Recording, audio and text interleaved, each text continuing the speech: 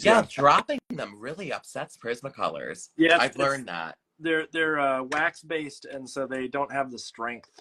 Me either. Yeah.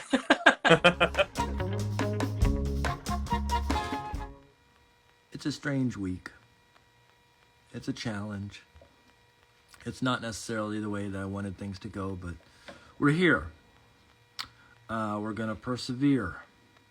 We are going to keep moving forward. Obviously, there are things that happened, that occurred, that are not on the plate of things that I wanted to happen this week. And so I don't want to dwell on too much of what occurred, and make tonight a sad night. I'd rather sort of shift gears and as much as possible try to stay lively and exciting for those that need the break from all the thinking and all the challenges that have why did my feed, because it was sorry, I'm watching my feed here, an escape. I want to give people an escape, and so hopefully tonight can be that for folks. I have a lovely guest on, one Zach Manbeck, I know it's backwards, who has a authored, as well we have a illustrated Stanley Secret, and then You Are Here. I know these are backwards, so bear with it, but they'll be on here in a minute. But I did want to say just before we got started that I know this is challenging, and we're going through a lot of stuff, and hopefully, like I said, this can be a little bit of a reprieve for those that need it, who need to sink into their artwork and use that as their power. Let's put it that way. So I'm going to let in our special guest, and we're going to try to be lively and fun. I will try to make jokes as best I can, and we'll go from there. So let me see if I can let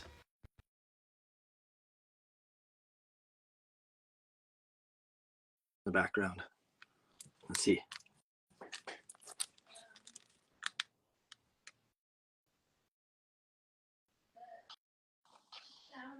Hi everyone, am I here? You are. Can you hear me? Let me. I can hear you. Can you hear yes, me? Yes, I can. Give me 1 second. Lauren, is it okay up there?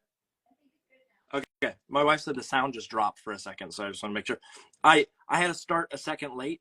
There was a little internet snafu here on this end. But thank you for joining us tonight. I assume you're sort of in the same ballpark. It's been a strange week. Oh, sure. Yeah, absolutely. For a lot of us.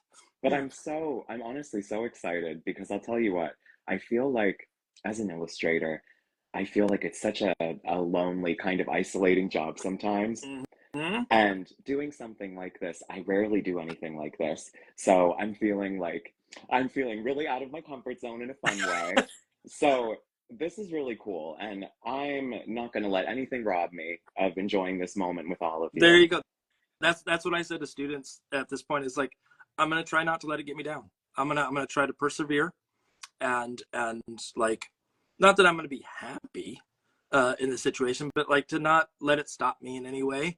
And I know there's people that count on these conversations or count on each other as artists, and like how important our job is. Absolutely. And like right now, it's use our voice to express our ability to make things better. And especially like we deal with like little kids. Oh, totally. And like that sounds kind of awkward. We make work for little kids to enjoy, and it's our opportunity to sort of like make the place better. Obviously, like reading through You Are Here, it is a beautiful book, but the message is all about sort of similar to what we're talking about here, about sort of lifting each other up. And thank you so much. I have to tell you the colors. I had a student today mention Manolo in class, and I was like, oh, not to boast or anything, but Zach's going to be on tonight, so I don't know if they're on here, but you guys are melting my heart. Yeah, I said to him, like, if there's any questions that you have, pop it in the comments. So if anybody has questions, but I said right away, I'm going to talk to you. I have to talk to you tonight about your color choice, Oh, and about the textures, because that is like, sure. there are lots of artists in kid lit that I thoroughly enjoy their work. And then there's the ones where like I don't even know their work, and then all of a sudden I see a piece and I'm like, holy crap, I have to find out Stop. more. I'm blushing. No, You no, no. guys better stop. When This is too sweet. when This I is too first when sweet. I first saw Manolo, I was like, these colors are like the best thing. I'm a color person, so I was like, Thank oh, you. this is it. So we're gonna talk about that tonight. But before we dive in deep, Yes, um, yes. for those that don't know who you are, um, can you give a quick like couple sentence? This is who I am. This is what I do. Oh, sure. Yeah, I'm Zach. I am an author and an illustrator. Duh. Um, I think my main focus with my work is to tell stories from a different perspective, one that sort of honors the children, kind of like we were talking about, kind of, I feel like I'm writing for my younger self, and I feel like as I get older, we see more and more like how we connect with each other. And I just, oh, I'm losing my train of thought. I, oh no, I'm tanking. It's okay. It's okay. No, You no, got you no. got I the just, heart of it out. yeah, I feel like right now, my debut book, You Are Here, was about, it was about it was a true story. It was my struggle that all of us can relate to in this room, probably, about wondering like, am I good enough? Am I gonna make it? It was Yeah. that after art school kind of lurch, where Mhm. it's like, can I do this?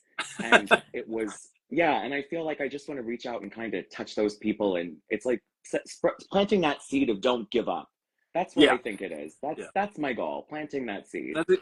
So sorry for the ramble, No, y'all. that's what this is. This is hours of rambling and making and whatnot. And so I say to everybody on No, here, seriously, thank you. yeah, Thank you, I say to everybody on seriously. here that the conversation is going to go all over the place, and we will go off on tangents, and the topics can change, and it can be business, it can be life, it can be anything of the sort, and we can just go into nonsense for as long as we want, and hopefully we Yeah. won't lose a lot of people along Yeah. the way, but we we might. Like I said, Um, I don't get to do this. So this is really new and really cool for me. So I really appreciate this opportunity. Like I said, like I'm in like rural Pennsylvania, like I'm really out there, and like there's not a lot of artists, and like it's really cool to get to connect and kind of see someone, like yeah, this is really fun. this all started with the pandemic. Obviously, I've been doing Yeah, this, and it was that same need of just like sitting around in studio and needing to talk to people in the industry and to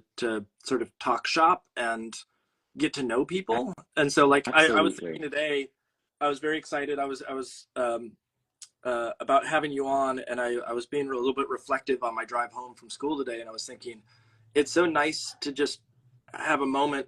Oh, are you there? Can Yeah. you see me? It's the internet feed dropped for a second here, so we'll see if it comes back. Let me see. My wife is watching it upstairs. It still works on the phone. It's a question of what's coming through out of my phone back into the feed. Um, Tell me when it's back up, Lauren. Okay, it's going. Okay, sorry about that. I should warn you, internet can be a little funky sometimes, and we're going through one of those days. Um, but what I was gonna say is, it's so nice that I get to meet people that are heroes, that are in this industry, and I respect in a multitude of ways that I wouldn't normally get to meet. And so, like, yeah, you're out in the middle of Pennsylvania somewhere, out in a cornfield somewhere, I Yeah, assume. absolutely. My backyard. Yep. Yeah. I liked it. One of my favorite things, you'll get to know me as the night goes on. I love The Wizard of Oz. And I feel like yeah. So it's Dorothy's right now, Uh, right in Kansas. is there a yellow brick road that I comes right hope up to your so. doorstep? No, but I certainly have a pair of ruby slippers though. So There you go. So it's wonderful to have you here, and my wife and I are huge fans, and um, we really appreciate you taking the time to sort of chat with us. And so what I want to do is, my wife documents. So I'll this is my precursor to this whole conversation. It goes on for some time. If the internet drops, I will hop back on. as quickly as I can. You're allowed to talk about anything and everything. If you need to stop at any point and you need to jump off and you're like, I've had too much, this is too taxing or whatever, you know, you just want to go get some food, A-okay, just let me know. And we can sort of say farewell for the night. But my wife documents this upstairs. She's watching on a feed, and she writes down the materials we use and sort of what we talk about. And so to start the documentation on her end, what are you making something with tonight? What's the media? So today we're going to be playing with acrylic gouache. Okay. What brand? Holbein. Okay. Yes. And yeah, I'm gonna stick with those guys, and then various colored pencils. My favorites right now are the Holbein ones. I'm trying to show they're delicious. Some Prismacolors mixed in there too. But that's pretty much it. Not much more in the secret sauce over here. I was wondering, honestly, like with how much digital do you do on top of the work after the fact? It really depends. Yeah, I was looking at like some of the colors in this, and I was, you know, going through and trying to figure out like, okay, was any of this digital after the fact, like color shifts or anything? So Stanley, believe it or not, Stanley is actually that bright in person. It's funny, I'm kind of doing different things right now where I'm really kind of pulling back and like muting things down now. I have a title that I haven't released yet, the name. Okay. But it's kind of a different direction. But yes, my earlier books like You Are Here and Stanley's Secret, and even Manolo, but I feel like Stanley and You Are Here especially, they have some punch. That's so I was honestly, like, Mark, they're tube colors. Like, you know what I mean? Like, yeah. There's not a lot of color mixing going on. I mean, if you get the right pink or you get the right, you know, it can jump. It's just one of those things where like when I do it, I think I mix the colors so much that it kind of gets a little muted. Yeah, you just gotta go right for it. Yeah. You want to know what else though?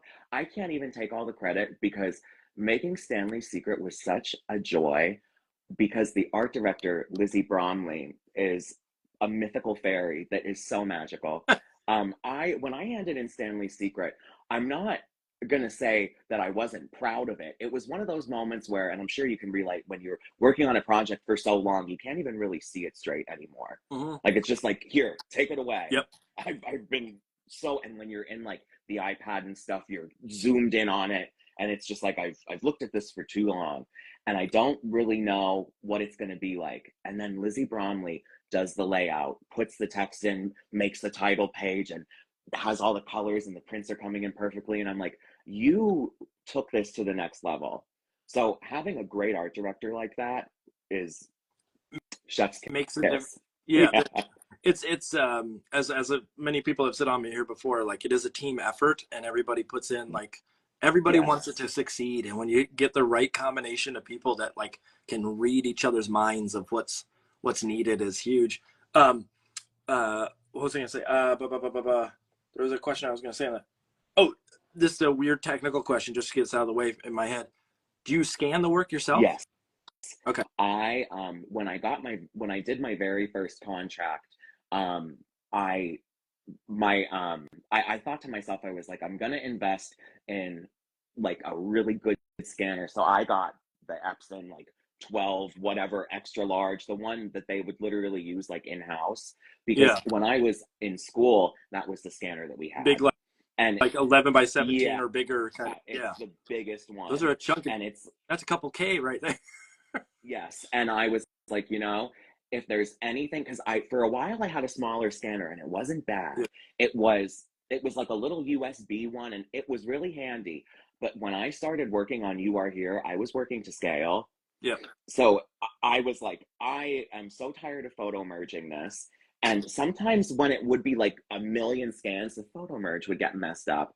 And then I felt like I was working on like a cream paper, and then sometimes the brightness each time you scanned it would be different. So then the paper would be 3 different shades going across. It was a nightmare. So I was like, this brings me so much peace. And honestly, the scan looks just like the original. It can also handle, here's one thing that killed me. When I used the junkier scanners, I would use like little touches of those fluorescent colors, like the opera colors or like the luminous colors. and those scanners cannot handle it. They spit it out and it's gray. It is horrifying. But the big scanner here can handle it in small amounts. It doesn't freak out for some reason. Yeah, I have a small Epson V600 Perfection, whatever it is, and it does a decent That's job. what I was using. Yeah, Yeah, it does something like that before. decent job, but it is a lot of piecing together, and I don't think I'm getting the same like colors. But I have one of those big ones at school that if I need to, like there were a couple of projects where it was just easier to go and scan it Yes. in one Yeah. shot instead of like 15 small ones and go, I hope this comes together, and one's a little like warped because it's yes, it would or drive whatever. me crazy. Yes. Or the, And it would always hold me back. And then I would spend more time in the iPad. So what I'll say is, you asked how digital I am. I would say that I was probably more digital in the beginning, and I'm backing off more and more yeah, because I'm just Okay. getting more comfortable. yeah. Well, you're tuning into like probably the tech that you have, and so you don't need as many steps after Yes. the fact. Yes. I'm the project I'm working on right now. I'm actually decided to do a little bit of digital in it to like, I didn't want to have to deal with all this weird like color shifting to make something look like it was in the background. Yeah, no. It was just like, oh, I'll just do that digitally, little small things. But for the most part, it's like, yeah, as much as I can with the paint. So back to the night, so we can get into the artwork, because I'm sure there's people Yes, that are yes. going. Tingling to see this, yes. Yeah. What are you making tonight? So I'm so excited. Speaking of Oz again, I'm doing a piece inspired by the musical Wicked. This is my little sketch that I printed out. It's our two witches coming together. Nice. And I was just at the show on Halloween for its anniversary. I think it's 21st. I don't want to get it wrong. Yeah. But I love that show so much. I've literally seen it over 20 times since I was like 12 years old. It's just been it's a really special story to me. I think it's so relevant like right now. It's crazy. I don't know if you've had the opportunity to see it or if you're familiar with the story. I know the story. I've not seen it personally. Yes. I mean, I remember that this is going to sound really weird. My first introduction to it was on a cruise. Oh, that's at one point. so funny. Like, I think that I saw something about it on a cruise. I could be completely wrong. Yeah. But like some weird, like someone dressed up as in a costume contest or something. So I'm like, Okay. what's going on? Yeah. But finally connected the dots. But how so? You were about to explain sort of. So yeah, I'm so in love with this show because I feel like as a kid when I was watching it, I could really relate to the main character. It was kind of like, it was that hero that can make you feel not so alone. And then I was away from it for a while. After high school, I went to college and I wasn't spending money and going to see those kinds of things. Well, then it came to town. I was in Philly for school. It came on tour, and the theater was 1 block away from my apartment. And they had a ticket lottery. So every day at lunch, I would go to the ticket lottery. I hit that ticket lottery 5 times. And it was like a $20 ticket that was like a wonderful seat. And I felt like I was watching my life play out before my very eyes at moments. I just love now, the go idea ahead. of them sitting there going like, here comes Zach again. There goes Zach Here's again. back. There he is. My roommate at the time, my very best friend in the whole world, she would go with me too, and it was so fun. And all of our friends, like my other very best friend from art school, it's his favorite show. And he was just married, and I had taken him and his wife to see the show. It's both their favorites, so it's really funny how it just kind of keeps connecting around.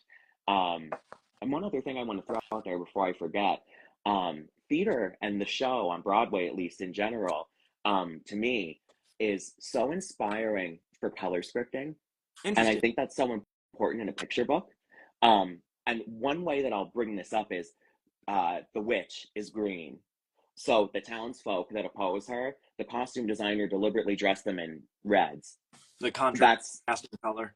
Yes, which is where I got my push for that in Manolo. Oh, okay.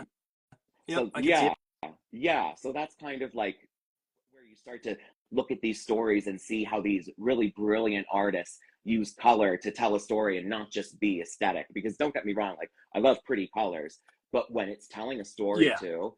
And I also have to thank, before I get too rambly, Matt Forsythe. He was the one that challenged me to do color scripting. One time when we were on the phone, he was like, I think that would take your work to the next level. He's the best. I didn't realize that you were connected. That I was going to say, I see a connection between your work, like the use of color and the edge of the line and things of the sort are like, totally. You're like cousins of some sort. Not so like sweet. brothers, but cousins in some way. Yes. And Matt is so sweet. He was so good to me when I first like kind of became a full-time artist. I had so many questions. I had no idea what I was doing. And he said, whenever you need anything, or if you ever have any questions, just call me. Yeah. So That's sweet. That's this community. That is the support system that Kidlit has. So I have a question for you. Yes. I have 2 sketches here, and I don't know which one I'm going to do. When you get to pick. Oh my gosh. One of them Pressure's is on. this little guy. Ooh. And so it's I don't know if they're gnomes or if they're just kids with weird hats. But they are gathering around a sad one. Beardless gnomes. Yeah. They've essentially, this one picked a flower and got all bad petals, that like loves me not kind of thing. And then they're all there trying to say there's more flowers. So it's reflective of the situation that we're in. Lift us up. Yeah. The other one is a lift up of a little kid waiting to be lifted up in his little jammies. Aww, and then a baby. That's really sweet too. Some dad. And so like I don't know which one. They're both supposed to be this like support system. Oh, totally. Imagery. Which one do you want? So I feel like, in honor of my best friend Sean, I'm gonna say the gnomes. Okay. Done and when done. When we were in college, my friend Sean, he would always draw these garden gnomes. And then one time for a project, it was really fun. They were putting illustrations around the city. I don't know what it was on. It was some kind of like, just like these bulky metal boxes that might have held like electrical equipment or something. But they would put these skins on it, and they would put your Instagram handle. So it was really cool as a freshman for him, and he just put a big gnome in the grass on it. So gnomes, really cool. I've done quite a few gnomes. They're kind of just the size and scale, and the little hats are always really fun. So I don't know if they're gnomes or what they are. To me, they're like weird little kids from Holland. They're gonna reveal themselves to us tonight. Yeah, they'll figure it out. So why don't we switch to our downshoots, and we can just start chatting. Perfect. I will warn you, most people as they do this struggle for the first little bit, trying to figure out how to talk and make at the same time. Yeah. And it will get easier as time goes on. And so, as I have a feed here so I can see your setup, or not your setup, but my setup, and then as well, sort of what you're doing as I work. But so let me know if it looks crazy. Yeah, I will, absolutely. Okay, here I go. I'm gonna watch from this end here. So let me put some bright lights. So here's the other thing I want to mention too, and this might seem silly to talk about, but I think it's important. I have crazy bright lights. Oh. Am I still here? Everybody still seeing? Oh, there you go. Okay. You said you have crazy bright lights? Screaming. Yeah, I have crazy bright lights in my studio. I have 2 like super mega strong daylight brand light bulbs. Yep. And it is like crazy in here. I've said this at some point. I did the math here. I have 1, 2, 3, 4, 5, 6, 7 lights pointed at my desk. And oh my goodness. It's the same basic thing though. It's me trying to get the light as like accurate as possible to the actual color. Now it doesn't show up on screen in the same way. It doesn't have that same pizzazz. But it is that same basic setup of like, how bright and vivid can I get this and as accurate as possible so I don't have to deal with color correction as much in the end. So I'm crooked, aren't I? Do me a favor, put your hands in real quick so I can see where your hands are. What if I twist them like this? There we go. Okay. Yeah. There we go. There you go. Okay. Yep. And so you can also pinch on the screen. So I don't know if you can see my screen, but as I pinch my section, I can zoom in, zoom out. You're a wizard. So you can zoom out if it gives a wider shot too. Let me see here. I was watching on this end, so I don't. Let's see. Oh please! Ooh, I keep grabbing the comments by mistake.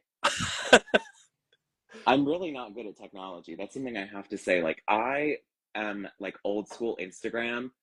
Like, You, when it was just like pictures, and then it was like, whoa, a video too? yeah. Now it has all this pizzazz that you haven't kept up with. You're So, you're the you're sorry, the guys. I you're don't the. even know if I can pinch this. Okay, it's fine. That's fine. We can see the whole stage. I think. I'll scoot it I think we're around. good.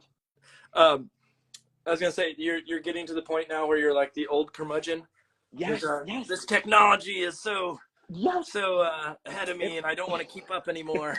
it makes me Um, feel silly because I'm only 28. So but I'm like, what's going on? there is a threshold that everybody hits wherein like you give up on certain things. Like there are things that Photoshop can do now Oh, yes. that I don't even touch. Yeah. It's too much for me at this point, and so I've sort of given up on that idea of like somehow I'm going to master these every little button that they've added in the last 10 years, and I stick to the things I know. You know, I only use Photoshop now for like photo merge. If Procreate could do that, I think I would abandon my Photoshop subscription. You know, it's photo merge. It is. I'm trying to think what other things I do like the Band-Aid tool to like Oh, yes, yes, just because yes. I don't know if you get the same thing, but there's just lots of little like brush hairs or little spots and things in the work that I just want to get rid Oh of. my God, my paintings are filthy. I hear you. And then I'm trying to think if there's that honestly that maybe a little bit of color correction just because I'm on a better screen or a bigger screen, and so I can color correct a little bit better. Yeah. Other than that, Yeah. I'm not using anything else in Photoshop. I'm doing everything else in Procreate. So like cutting out backgrounds or things of that sort to get pure white at points. That's all done in Procreate now. And I love them for it. It's great. I love Procreate, honestly. It's the best. I started using it right before I did my first book, and I haven't gone back. Is it well? Okay, so let me ask you a question because you are. I'm gonna say this in a loving way. Sure. You were still young. I didn't realize you were 28. I had no idea how old you were, and I'm like, wow, you're so like sweet. you're. And I'm not saying you look old compared. I just had no clue as to sort of where you were age wise, and so Yeah, I am new. I still feel, yeah, I'm still yeah, figuring things out. you're still a little baby. Yeah, It's okay. yes, I really do feel that way. You know what it did. What surprised me when you said you're 28 is the fact that you said you've been to the show, the Oz or the Wicked that many times. Because I was like, okay, so you go once a year, and Yeah, then I'm but thinking like, then okay, so if I do the math here, now all of a sudden it's like, oh no, you went like a 3 or 4 times a year. million It sounds times. like. Yeah. Well, there was one year, listen, when it came to town, I hit it hard. Um, I hit it hard. Um, so yeah, it happens. And also though, here's what I'll say. The show, they swap out actors a lot. yeah. And there was just an actress that was on as the lead that was phenomenal. She was probably one of the best singers I've heard in a really, really long time. So, and my other friend, my roommate, my best friend, she's like a trained opera singer. So she's kind of like a vocal kind of junkie too. So we were both obsessed with her voice. So we were just like geeking out in the theater when she would riff. Yeah. We were those kids. I got to ask a question now. This is going to be I don't know if your roommate's watching, but if you have a trained opera singer as your roommate, most of the time people like have to bring work home with them in some capacity. Yeah. Does that mean that your roommate's in the other room just doing an aria? No. So she's not working. She's actually she was an illustration major, and in high school she was like totally trained by just an incredible opera singer himself. He just sang at her wedding, Ave Maria, and there wasn't a dry eye in the house. And she's a beautiful soprano. But so you don't do you get to do it periodically at least? Oh yes, absolutely. I feel like everything I know about singing, I learned from her. And she just has a beautiful, beautiful voice. And I feel like people would always joke and they would say that I was the Phantom of the Opera and she was Christine. This There's is a meme where he goes, "Sing my angel of music," and and her name is Kristen. So it was also funny for that reason. It was like too much. I, I imagine that like someone singing "Happy Birthday" there must be Oh, like it was a everybody else riot. quiets down. It's like not even worth our time. We're just gonna make it sound sour Oh as my we God, go and our along. neighbors probably hated us though too. But you want to know what? This was so funny. I always imagined that. I was like, oh my God, our neighbors probably hate us. And then one day, um, our neighbors said to us, they were like, oh, like what you both just sing together so beautifully. And I was like, oh my God. I was like, thank God, because I was like, we're gonna get a note on the Yeah. door, which I would totally understand because we were obnoxious. But we were kids, so I've grown up a little bit since then. A little bit, Just a little not bit, not yeah, too not too much. much. So tell me, like, obviously, and forgive me because I'm gonna probably say this in a way that probably sounds like it's a negative, but Okay. you are relatively new to the industry Oh, totally. age wise. Like, you know, I now I look at it, makes me feel very old. You know, like I've been doing this for No. years, and here you got these like stunning books. But you're coming to this environment in a very strange time. Oh, And, totally. and I'm wondering sort of, and I've asked this to a few people that are in that sort of age bracket that you're in, of sort of like, what was that? Because I came to it at a very different time frame, and I'm wondering what your experience was like jumping into this world with Kidlit. Well, let me tell you, my agent was going to shop my first book at Bologna, and then she couldn't go because of COVID. Ugh. Like, you know what I mean? So it was nuts. And my first book, like we had no idea what to do. So it's like I'm new to this industry, and then they're like, "Whoa, what do we do? Like, what is promotion now?" Yeah. Like we can't, like it's all, you know what I mean? It totally changed the terrain, and I feel like school visits have become incredibly rare now. Um, Yeah, I mean, I don't get a lot of them, but I do, you know, yeah. it comes and goes, and I think that depends on where you are and like what kind of school you're talking Oh, about too. totally. But Yeah. yeah, I've heard of people saying that like they get a ton, and then some people who have gotten nothing. Yeah, it's like they're not, I don't think the publishers are, at least some of them that I like, they're not really worried about it because they have other tricks up their sleeve, you know. Yeah. But yeah, so it was funky because we were all kind of like, well, we're just gonna see how it goes. So I did a lot of like online stuff. Like I did like videos and stuff for like Indigo, which is Okay. like a Canada based, and then I did oh, what did I do? We did like a Barnes and Noble special edition with like a limited edition print. Like we just did things like that. We did a tote bag promotion if you did like a pre-order. We did like fun things like that.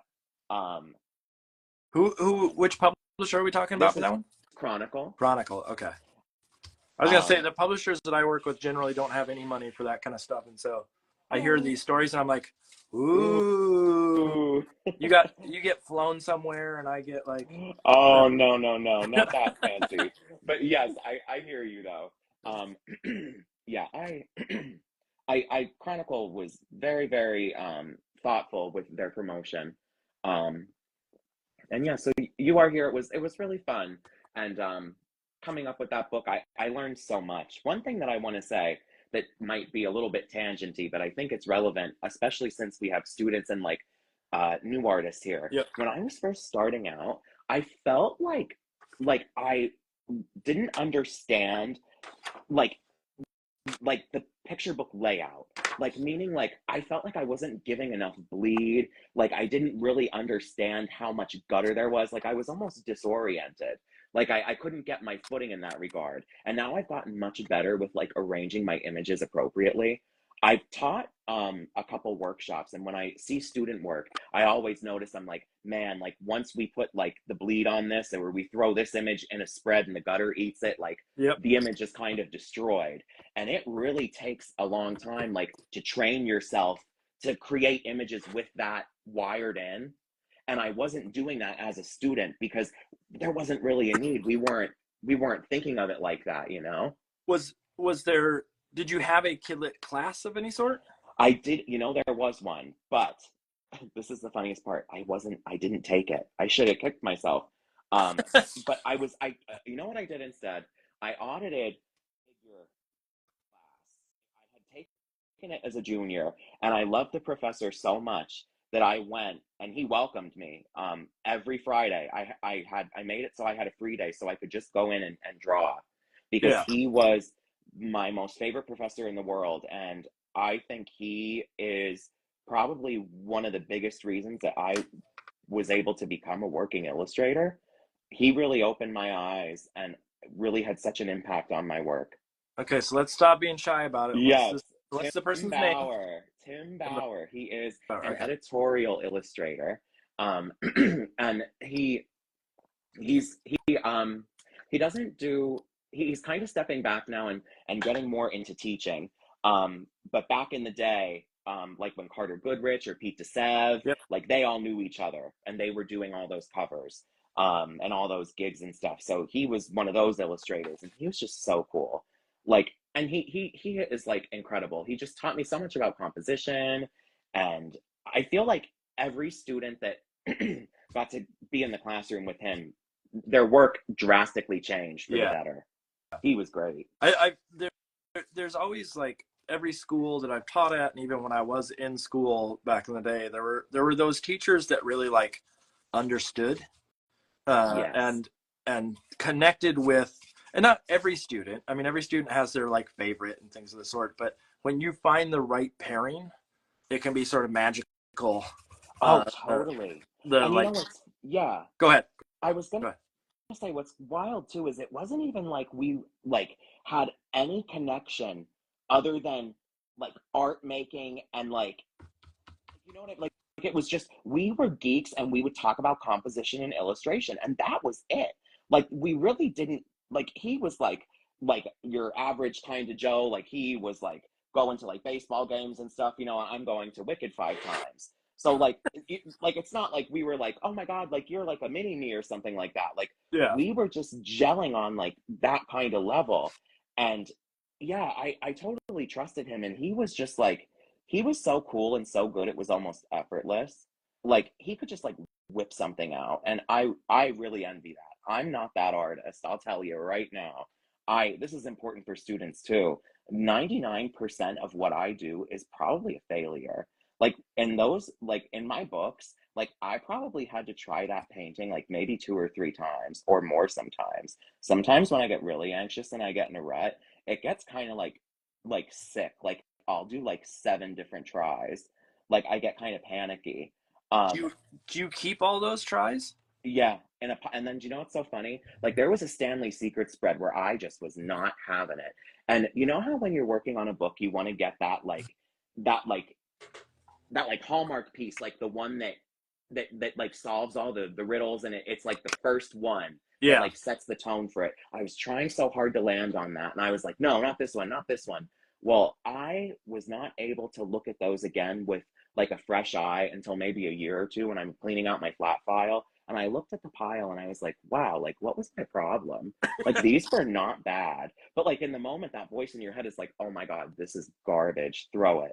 Well, that's what I was asking, is if you kept them, because I bet you some of those are like there's some uh, nugget of truth in them or something that's worth like not Absolutely. just for like financial gain, not just like, ooh, I saved this and someone's gonna buy it at some point, but I think they're like, you can look back and go like, either that, wow, I really did know what I was doing and I just didn't see it, or it could be one of those like, this is like the to see the evolution over time, and it's important to hold on to it just for a like a reminder Oh, on a regular totally. basis of like, Yeah. I persevered in this instance. I have the same issue that, I mean, you nailed it to in saying that like it's the key that unlocks all the doors. There's that one piece that answers all the riddles and all the questions that you have about the work that you're, or the, you know, the structure of that book or the style or what have you.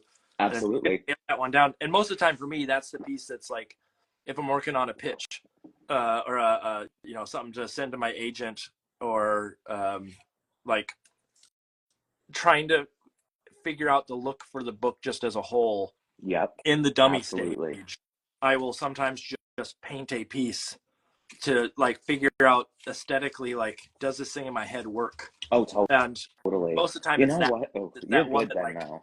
yeah, I the want to be quintessential responsible like thing. you. Yeah. I struggle more than I probably admit on stuff. And I know that like what I do is maybe a little bit more willy-nilly, like my sketches are not super complete and I do these for fun, but there are times where I've had to repaint, and you learn to adapt. I think I was saying to someone the other day that I think the skill that I appreciate the most from when I was in school, and I don't know if this speaks to you as well, but is the ability to adapt. Like painting Oh, and all and that yeah. stuff is great, but being able to like find a rut in the road and go, I know how to get around it, and or I'm not going to let that stop me in a way and keep going. Oh, totally. I Is think in the school I skill that's struggled probably. with that the most. But What then where when did I you go was to school? I went to school at the University of the Arts in Philadelphia, rest in Yeah, peace. okay. Um, Yep. I don't want to get on too much of a Yep. rant, but I am going to say something. I think that it is so shameful what happened, and I'm so disappointed because my professors were like my life, and my professors were also my Yeah. friends. I was the best man in my friend's wedding. He a week before they announced their closure, he was going to be hired full time Oh, um, as a teaching a thesis class, and it was ridiculous. I think that the people who did that probably I'm worried that there's going to be no accountability, and it makes me sad. And it really shook my faith in um, just art schools in general. I really would have loved to be a teacher, a professor. I loved teaching workshops and talking to students, and I even did mentorships for that school for nothing. Like yeah. my one professor said, like, "What do you get out of this?" And I said nothing. Yeah. I'm like, I just want to help out because when I was at that school, I didn't have a picture book illustrator that I could ask questions to or do an internship with. We didn't have that. And it's just a shame, like, and it's wild. The area where the school is called the Avenue of the Arts, and the school is no longer there. It's just like a Yeah. corpse. It's a shell. It's It's so the sad. it's like Prince, where it's the avenue formerly known as the Arts. Yes, yes, Uh, yeah. Or you know what someone said? I saw this on a post about it, and I thought it was so accurate. It's like when you see those housing developments that are called like White-tailed Deer Park, and they're usually named after the species that went endangered when they paved yep. over their land. Mhm. Yeah, that's what it's like. Yeah, the tree that they cut down, Yeah, the name of the river that used to run through there.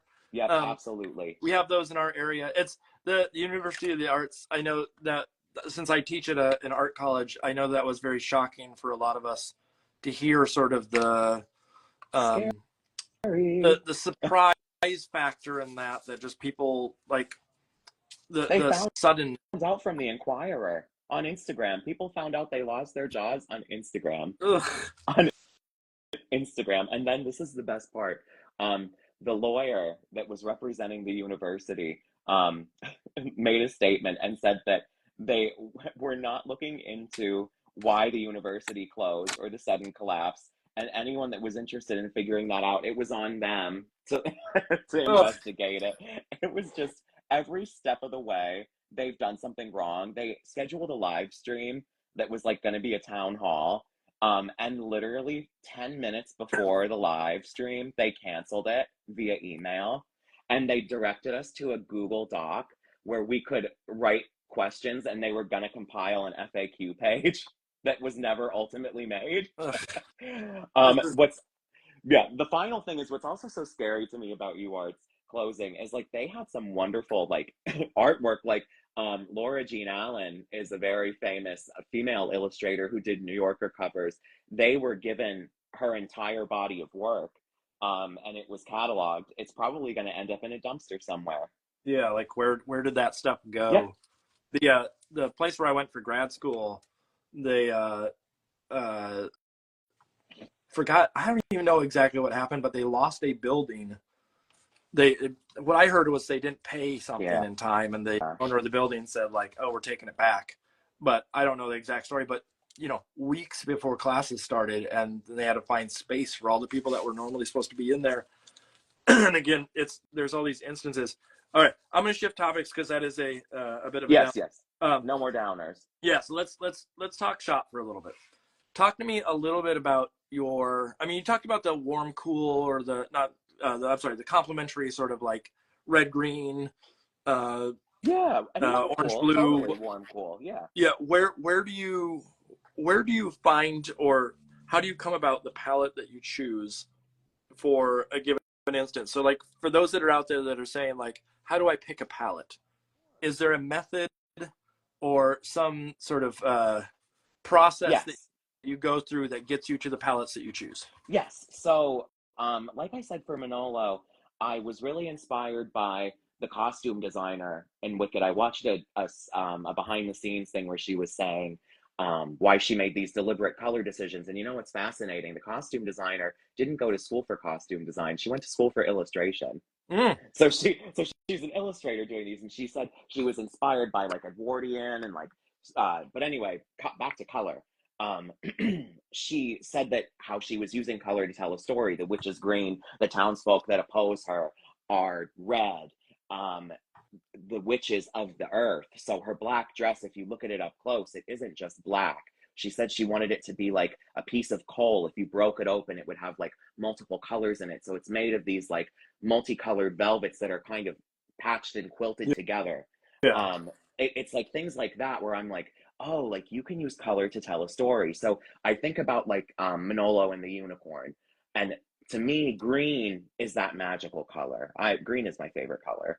I just always go there. I'm working on shifting now. That's one thing. I think we get like into our rut sometimes with color, and it's important to challenge ourselves to try something different.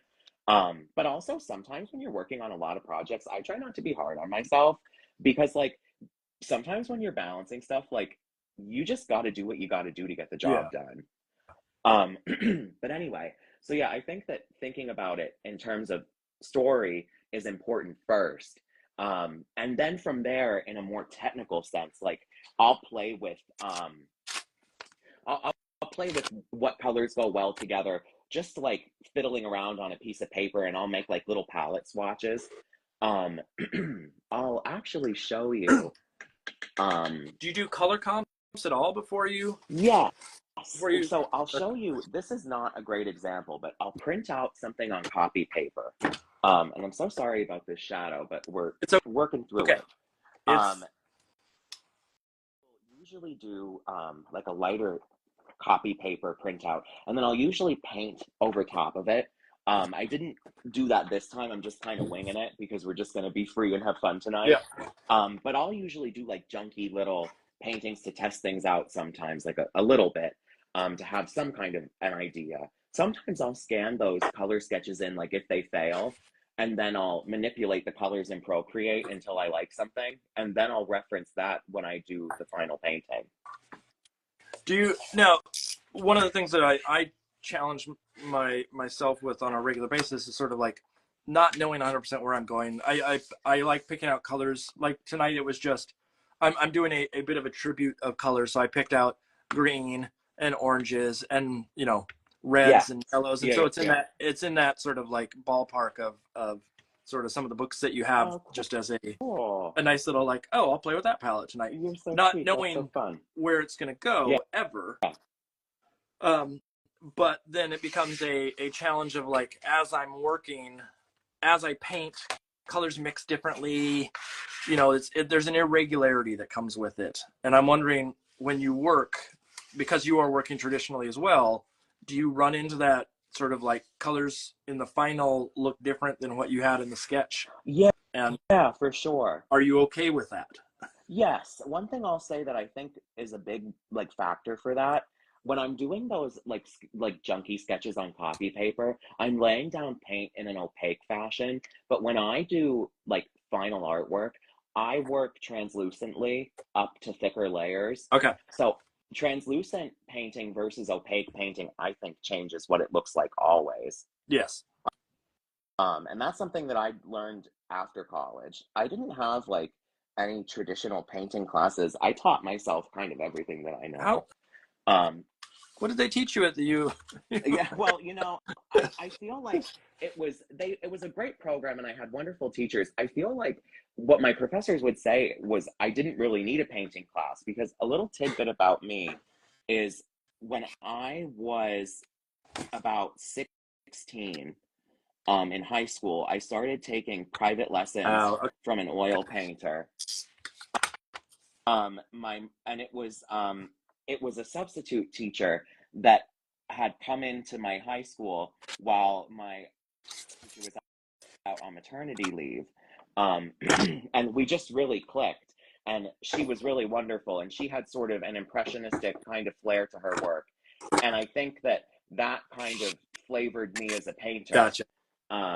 Like she went through in the pastels, and she took all the black pastels and threw them in the garbage.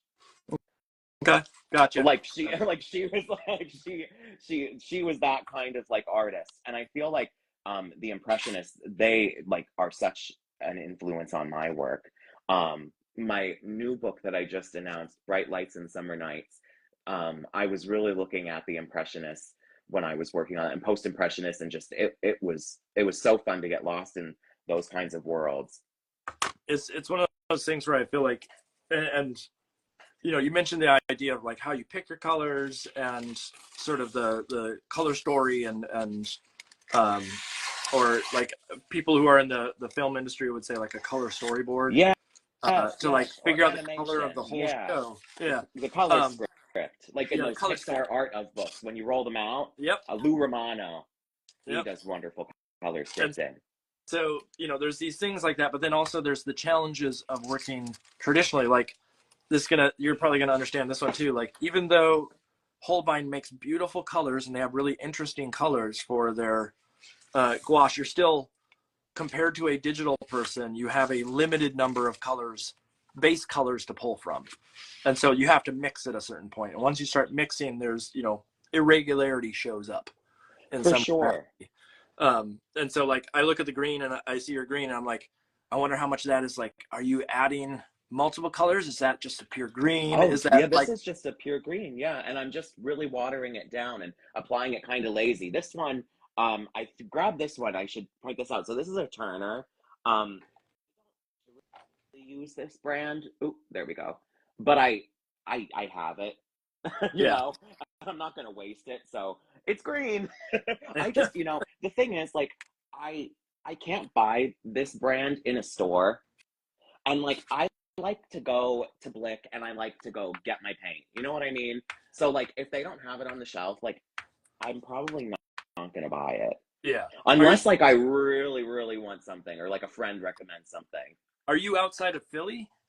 Yeah. Okay. So I go to a Blick that's in like Allentown, Pennsylvania. Okay. That's what I was gonna say. Is like, how far do you have to go? Because I'm the same thing. Like, even though I end up using Liquitex acrylic gouache. Oh, I have some of those too. I was fiddling with them. I found them at Blick. Yeah, that's the only reason I bought them. They were there. Yeah, they're fine. There's nothing wrong with them, and I would probably use Holbein if I had access to Holbein more often. But it's one of those things where it's just like, it's nice to be in the store and actually see it. And yeah, but this is what I'll say with the Liquitex. I think I get what you're saying, because when I was playing with them, do you feel like they still dry a little plasticky? Yeah, maybe a little bit more than Holbein does. Yeah. Yeah, like it doesn't feel chalky enough for me. Like I want to touch it. I mean, I also grew up using acrylics nonstop. That was my paint of choice, so it doesn't feel that disconnected. And honestly, when I use black and white, I just buy plain old Liquitex acrylic, and so it's it's more about the color than it is about the paint. But I also paint with it, like you're talking about, like relatively thin layers, and build up texture and variety through thin little not what's the opposite of opaque? Translucent. Yeah, translucent layers. And so it always like comes out matte enough that I can draw on top of it and it's not an issue. Do you know the trick when you look at the back of like one of these tubes? So here's pale pink or whatever. When you look at the back, it says PR9 and PW6, that means like you could go and find just their PR9 and then PW6 is white. Like, so these pre-mixes, they have the recipe on the back. Yeah. And other brands like will have their versions of those colors. Like I think Phthalo blue is like PB28 or like PBR29 or something. And I use those sometimes when I want to get something like close or like in the same world. Oh yeah. Okay. You can even like, if you ever play with like watercolors sometimes, that's how they labeled their pigments, because like they're not really what they say they are. Like, you know what I mean? Like it, like I feel like the numbers are like they're the dyes that we're using in our paints now. Yeah, I just open them up. Yeah. Well, if you ever need something Yeah. like that, if you ever, sometimes it comes in handy. No, I didn't. Because I didn't know what those were. I didn't know that one in particular. Like I know all the light fastness and the like some of the coding for like series numbers and things of that sort for cost, but I never noticed that because I literally just open them up. And I've run into instances where I was in an art store once and I was picking up a bunch of illustration board and I was like, why does it have purple all over it? And realized that I had just previously opened up a thing of gouache to see what it looked like and had leaked purple all over my hands. And so oh no, my hands the are always dirty guilty too. conscience in me bought all that illustration board. So that was good of you. Yeah. College me wouldn't have done that, but me at that point said like, it was just a little bit on the edge. I can use the rest, and I don't want to like trash all that board just because of a little bit of purple. I used to use illustration board a lot. I don't really use it anymore. What are you using for the surface right now?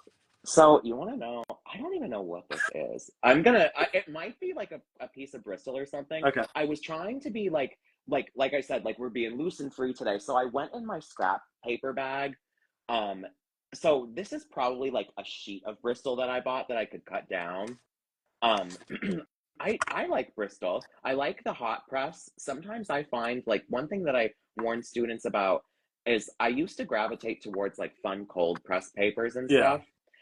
But when you scan those, if you are working like really light and bright, it's gonna really ruin it, and it's gonna be really sad.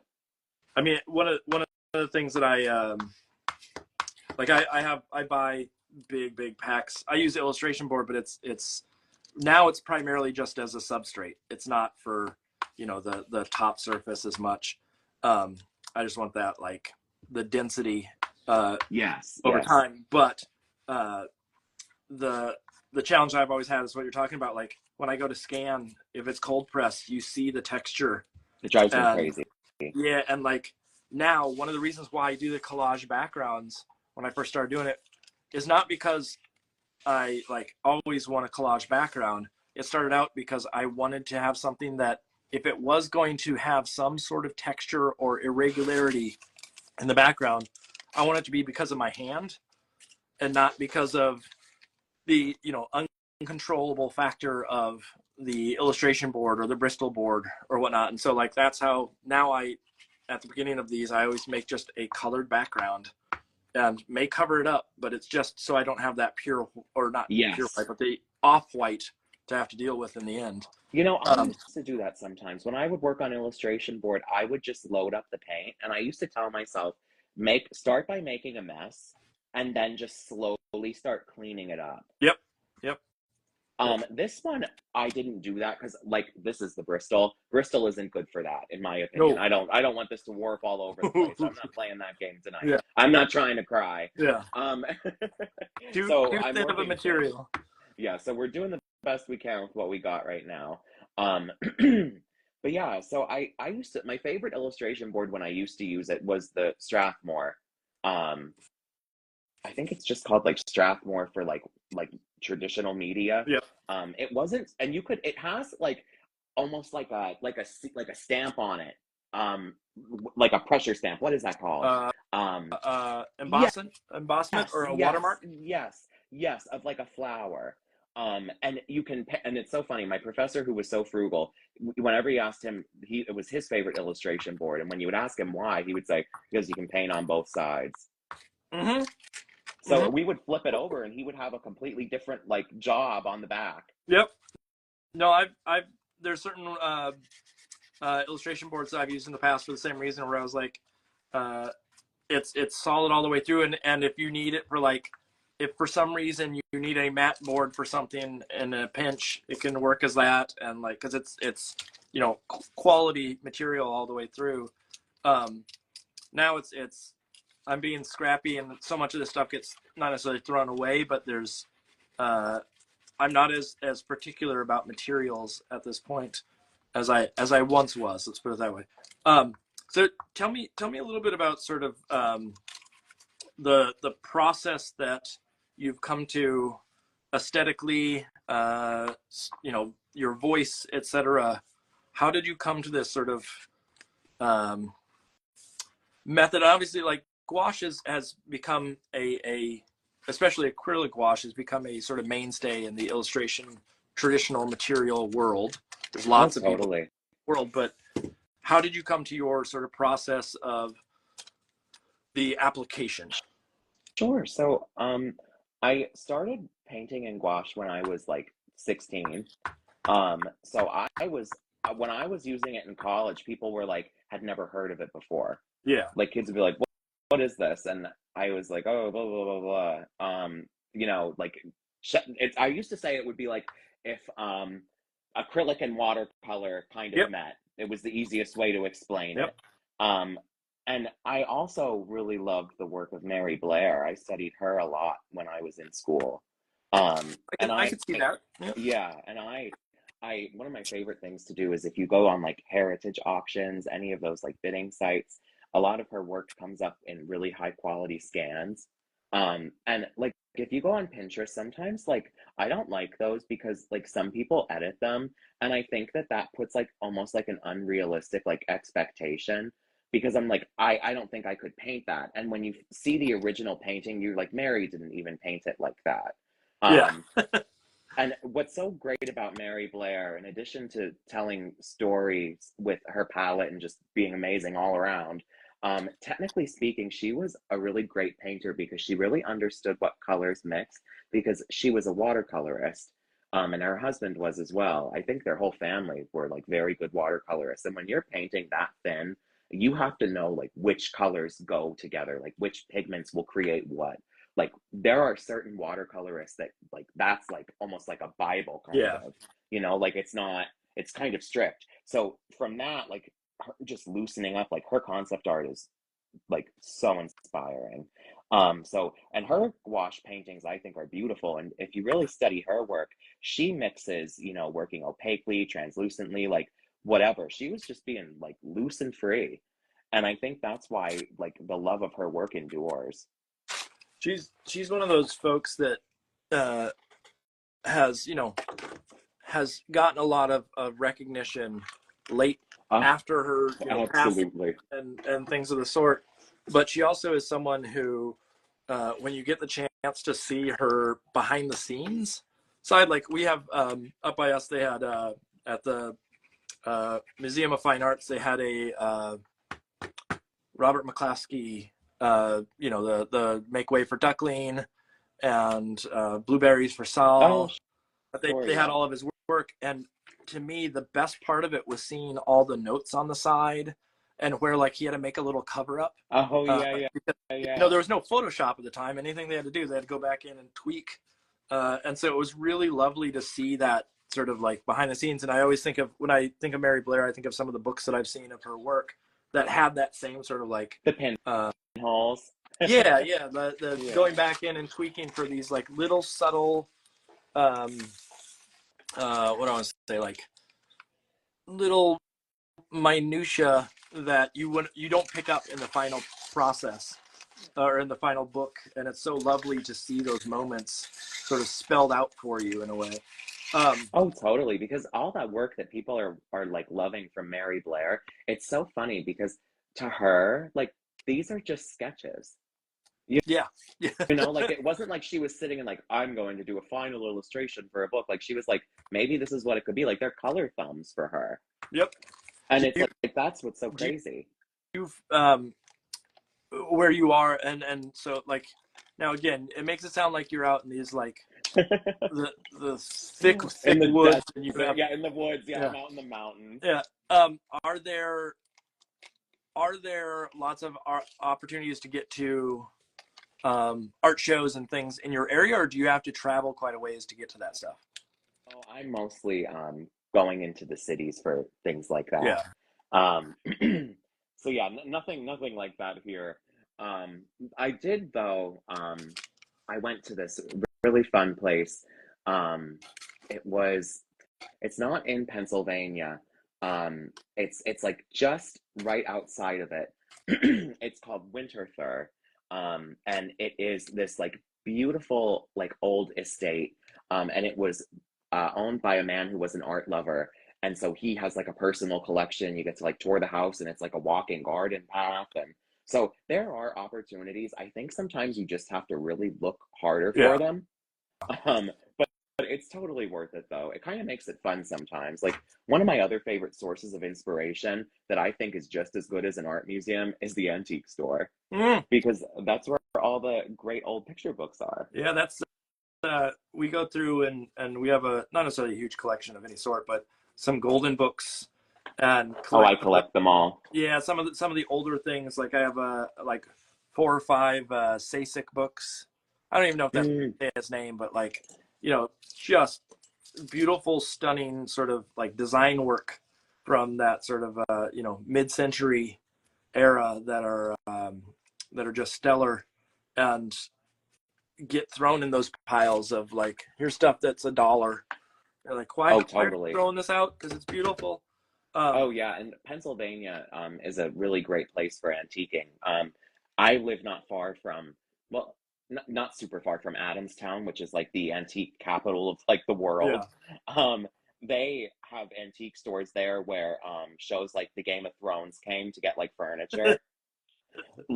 Like it's really Are you crazy. talking about Um, they had that giant sword chair there? That Not that one, not okay. particularly that one. The Iron Throne, I Yeah. don't think that was there. Yeah. But it's, that store though is so fun. I wish I could remember the name of it, but sometimes it's like scary because the cabinets and the cupboards are so big, it almost becomes like a maze of cabinets. It's kind of like if you were like lost in the room of requirement. Okay. Okay. Yeah, Gotcha. yeah. So it's like, well, what? But yeah, antique stores are great. If you are able to go out and find some and hang out in them, I highly recommend it because there are great artists. One of my favorite Golden Book artists. Are you familiar with the work of Art Seiden? The name sounds familiar. I'd have to see the work to Oh, give it well, a number. I'll have to send you something then. If you get the opportunity, his work is really wonderful. He did a lot of golden books. And his work is really fun because you can find it also showing up on those auction sites. And what's so fun is the illustration board has yellowed, so you can see his correction marks with the white paint. Like Like, very distinctly see them. yeah, Yeah. yes. So it's really fun to see how he was like carving things out. Because a lot of people I feel like are like sometimes, some painters you can get tense and like feel like there's a lot of rules. But when you see something like that, it reminds you to just chill Yeah. out. The we have near us Brimfield. Oh, And I want to go so bad. yes, if you ever come up, you let us know, Yeah. and Oh, we that go would to be it so generally fun. like once or twice a year because it happens 3 times a year, and it's for those who don't know, it's like I think the second biggest antique fair Wow. in the country, and so Yeah. people come from like Alaska to Massachusetts to go, or actually I think it's well, is Brimfield Mass? Yeah, it's Brimfield Mass. I was gonna say it's right on the border of Connecticut, um, but that's where we like have found so many of these fun little books and things, and collect some of these old antiquated illustration things and whatnot. And it's Treasures. just yeah, it is. It's wonderful to have. Now there is a distinct smell Oh, that comes with most of those, totally. and Totally. you can either love it or I'm hate it. I've gotten to the point a where I think lover. I love it, I'm a lover. but it is I'm a lover. yeah. It smells like my elementary school library. Yeah, it's just like an old musty smell that goes with it. Yeah. If you can get past the must, it's a lovely smell. Yeah, I feel like hanging out in those antique stores, I've just become immune. I'm nose blind. So tell me a little bit about sort of outside of art and outside of, obviously theater is big for you, but are there other vices and things that help inspire your art that are not Sure, necessarily art related? sure. Not necessarily. I'll say it is a different art form. I also really enjoy um, jewelry making, but not in the sense like I'll be right back. Let me show you something. Okay. Um, I like this. You've been doing show and tell. yeah, I know, right? During the pandemic, um, I wanted to learn something new because I was also going crazy just painting. Like it Yeah. just wasn't enough for me. Um, so I taught myself how to solder like vintage costume jewelry because I would always collect them when we would go antiquing. Those are the two things I would look at. Would be books and these. Ooh, here we go. Okay, so here's a piece. Um, and they're like little sculptures, but out of Huh. rhinestones. And Like, so, like, you have to individually set them. It's all metal, and I solder it, and it's just like a different little outlet. And I think it's important because doing something sweet like that helps me relax, yeah. and it's not something that's like so serious. Like I had an illustration professor. She would like crochet. You know, like I think having little hobbies like that outside of art is so important. As a student, I didn't. I was like crazy, only eat, sleep, breathe illustration, but that's unhealthy. Yeah. I So mean, we had to turn that down. that's one of the reasons why I asked that is just like there, to me, and I had, I'll be blunt about this one here for anybody that, rather than sugarcoating it. Yesterday, I got a new therapist, and it was quite lovely to have a conversation. You know, just the initial sort of, who are you and what do you do? And one of the things that came up was I'm not big into going to museums, art museums. Oh, I like other museums, but art museums, and I said to her that I've seen how the cake is made. mm, Uh, and so like to me, going to those other things or finding those other like outside sources are almost more interesting to me of like, what do people look at when they're not making art, or what do they, absolutely. you know? And so like the idea of like getting into jewelry or getting into, you know, whatever really at that point can make such an interesting shift in someone's artwork or in the way that they approach um, their work. And so that's where that question comes from. It's like, how do you come to the decisions that you make without it necessarily being a like um, uh, force fed from what art is expected to be, if that makes any sense. Um, Mm. do you find that the the amount of time that you get in studio is somehow challenging with the work that you want to make and the like the stuff you want to go explore? Hmm. Do you mean you feel like, is there enough time to make personal work outside of working on books? Yeah, yeah, yeah. Oh, Essentially, like do you it find time comes to in do other waves. things? Sometimes it comes in waves. I feel like I have to make it a conscious effort to remind myself to take breaks though, because here's what I'll say. If I force myself to try and paint something for like 7 days straight and it isn't turning out and I keep making myself like try again, Yeah, it's miserable. But if I would give myself one break, it would only probably take me the next day and it would unlock, you know? gotcha. So I feel like, yeah, it took me a while to learn that, and I'm still learning that. I still forget that because I think that sometimes when you're working on tight deadlines, it's just like a panic kind of sets in. Like, honestly, I'll tell you, like, sometimes when I'm like working on a book, like when I'm painting, like, it's not like a relaxing, calm, fun process. Like, I'm really, like, sometimes I'm like really nervous about it, and I'm like, oh God. And then, like, I'll put it up and I'm like, wow, like I should throw this out. Like this did not turn out. And you know, like I said, that's how I ended up with 7 different versions of one spread for Stanley's Secret. But this is But this yeah, is the information that those that are like pursuing illustration, I say to them all the time, and I don't know how much it connects, but it's a job. Yeah. And as much as like art is meant to be fun and like rewarding and you know, morally engaging and whatnot, like sometimes you gotta meet a deadline. Yeah. And Illustration is definitely a job. yeah, it's not always going to be this beautiful, wonderful thing that sometimes it gets, you know, cracked up to be in Yeah. culture. Sometimes the project doesn't go how you want it to too, you know, like, and sometimes like you just have to like learn from that, you know, like your first book is probably not going to be, Ooh, you know what I mean? Like yes. your crowning jewel, like you have to make stuff, you know, like you have to like I said, like you have to make the failures. And I'm not saying that like a book is a failure, but I mean like you have to make things to grow. You can't just Yeah. like sit back and you know, you have to go through it.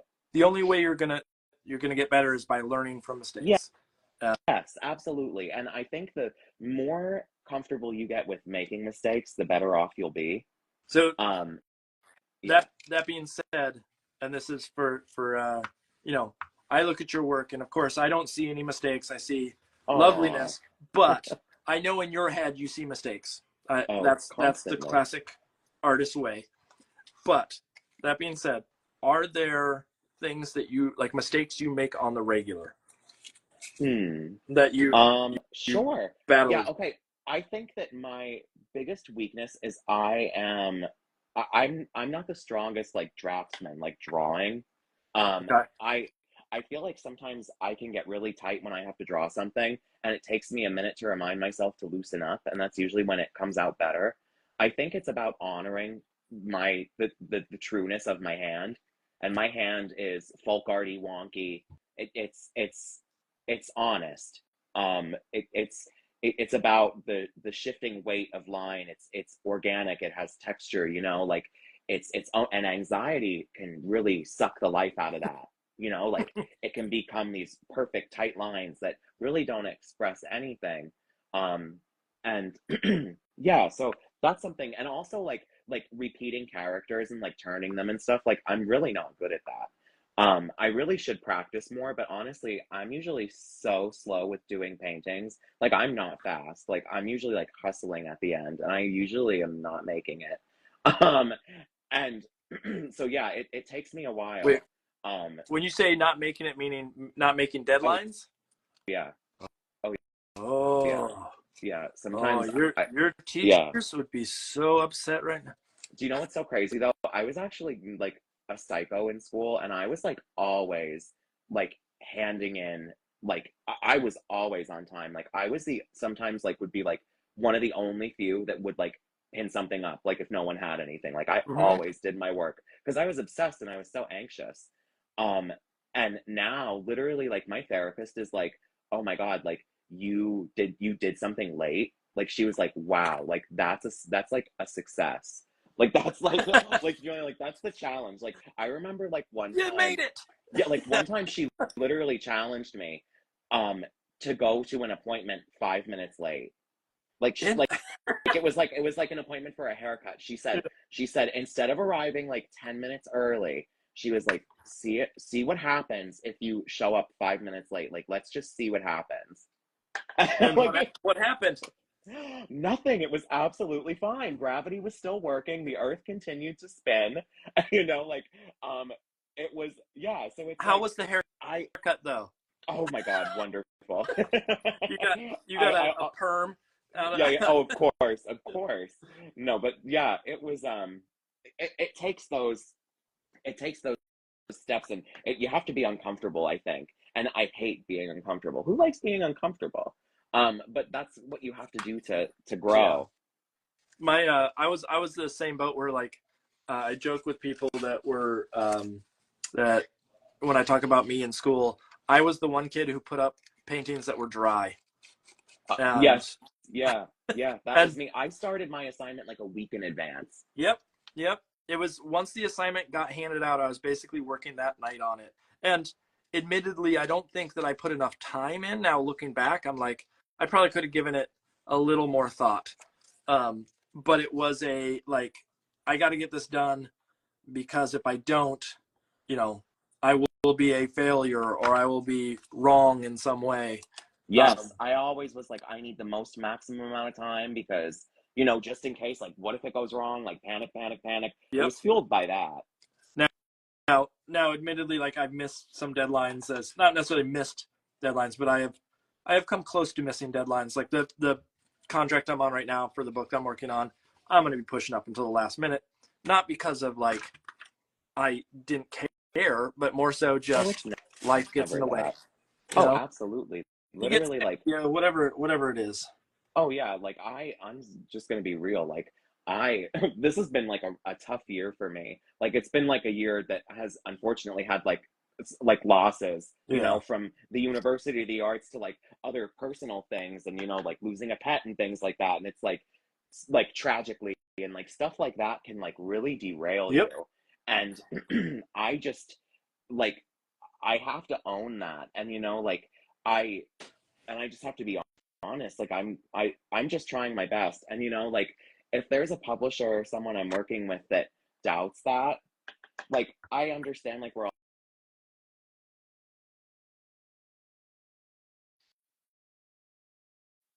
work together again. Like that would be something that would weigh on my mind, like because that's something that you learn. Like I'll be honest, like when you're making books and stuff, like you learn like who you really gel with, like, and the only way you're going to learn that is by working with a bunch of different people, and then everyone has their favorites, like there are some people you meet that you just are like, whoa, like we're like so connected. Like I have a publisher right now, an editor that I totally love from Tundra. Tara Walker is incredible. She is the magical force behind my upcoming book, Bright Lights and Summer Nights. When her and I met on the phone for the first time, we just ended up chatting for like hours.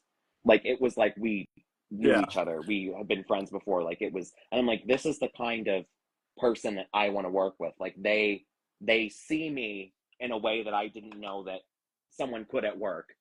Yeah. Hold on one second. I know apparently our internet dropped here, so you and I can talk, but those who are not, who cannot, or those who are tuning in may not be able to hear us, and hopefully it comes back here in a second. But Lauren, let me ask my wife real quick. Lauren, what do you think we should do? Will the feed continue?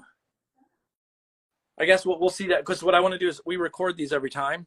Sure. And so if I don't have to splice it back together in the end, it's a whole lot easier. So what I'm going to do is you and I can just chat until it comes back. And then, because I'm running, I assume it's running off of cell tower right now, but eventually it's going to be back on the Wi-Fi. I don't know why our Wi-Fi is having so much problems recently, but so if we can give it a minute and then we can jump back. Yeah, sure. In the meantime, I must say it is already, how do I put this without it sounding super weird? When I do these gabbing doodles, I do them at on a night where I teach, and I'm always exhausted when I get home, and I'm like, how am I going to pull through on this one? And then I start talking with people, and it's always amazing. Aww. And it makes the everything sort of turn around for someone who's overly tired. And so I straight up appreciate you taking the time right now. Let me see. No, thank you. Lauren, what was that? It dropped all together. Is it back? Okay, I'm gonna try refreshing here, and let's see, is it back? It looks like it is back. Okay.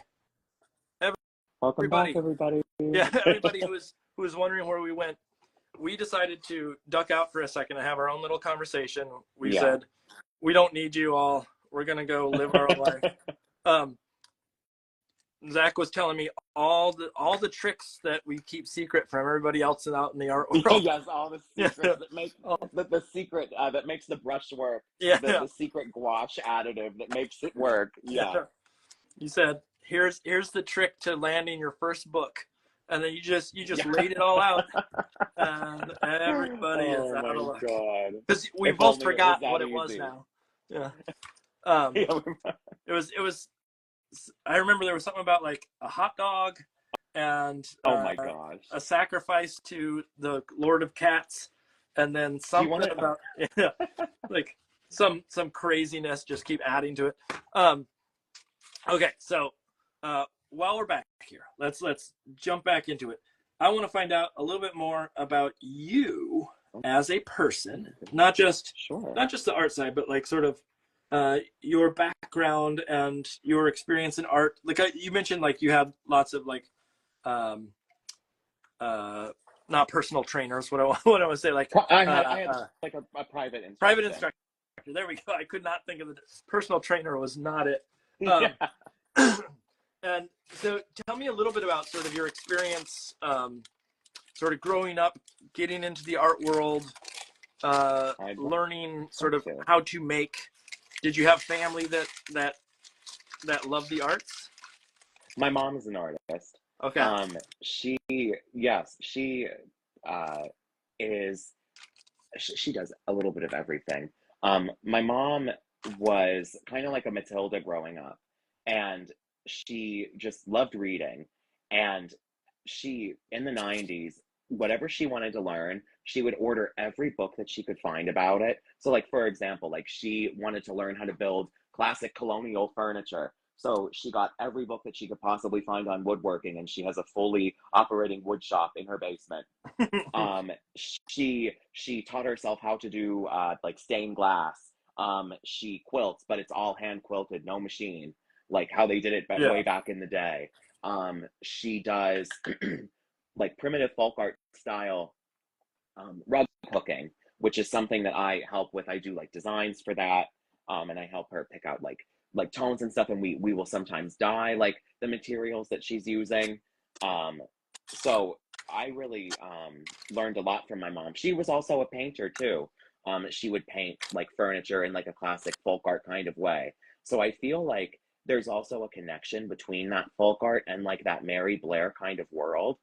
And I Yeah. kind of noticed that when I was in school, and I was like, like this really honors the art style that like I grew up with, and I know it. Like my mom always had it around. So I feel like that like is how my like personal style maybe developed. It's about kind of honoring that. And I was like, my mom would hand me paper when I was a kid, and she would be like, draw this. Like, how do you see this? Because she always said like children and like their honest drawings, like it would come off like folk art.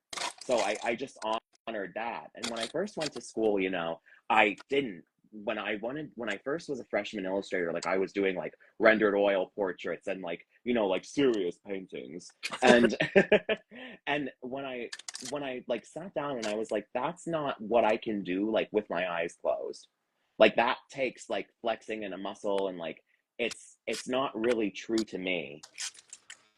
We're So out of curiosity, since your mother brought all this, like, because obviously the idea of like sort of folkiness and the go get 'em attitude. yeah, and it's also my heritage too. I'm Pennsylvania Dutch, so Pennsylvania Dutch, they're classically like folk artists. So I want to do another quick little show and tell if you'll indulge me for a moment. Let me grab it real quick. I know the phrase Pennsylvania Dutch. That's not exactly Amish, but no. What? No. Okay. Pennsylvania Dutch is just like it's a German immigrant.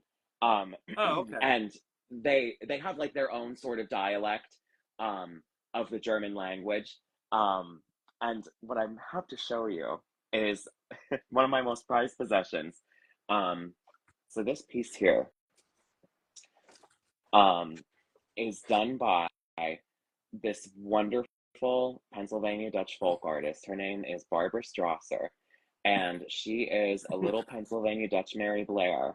And she painted, and unfortunately, last year we lost her. She was 87, and she was so sweet. And when I was a little boy, I would go to the Pennsylvania Dutch Folk Festival, and I would watch her paint. And she remembered me, and I went to see her again as an adult, and it was her last year at the festival, and I got to meet her as an adult and tell her what an inspiration she was to me, and she Oh, painted this for me.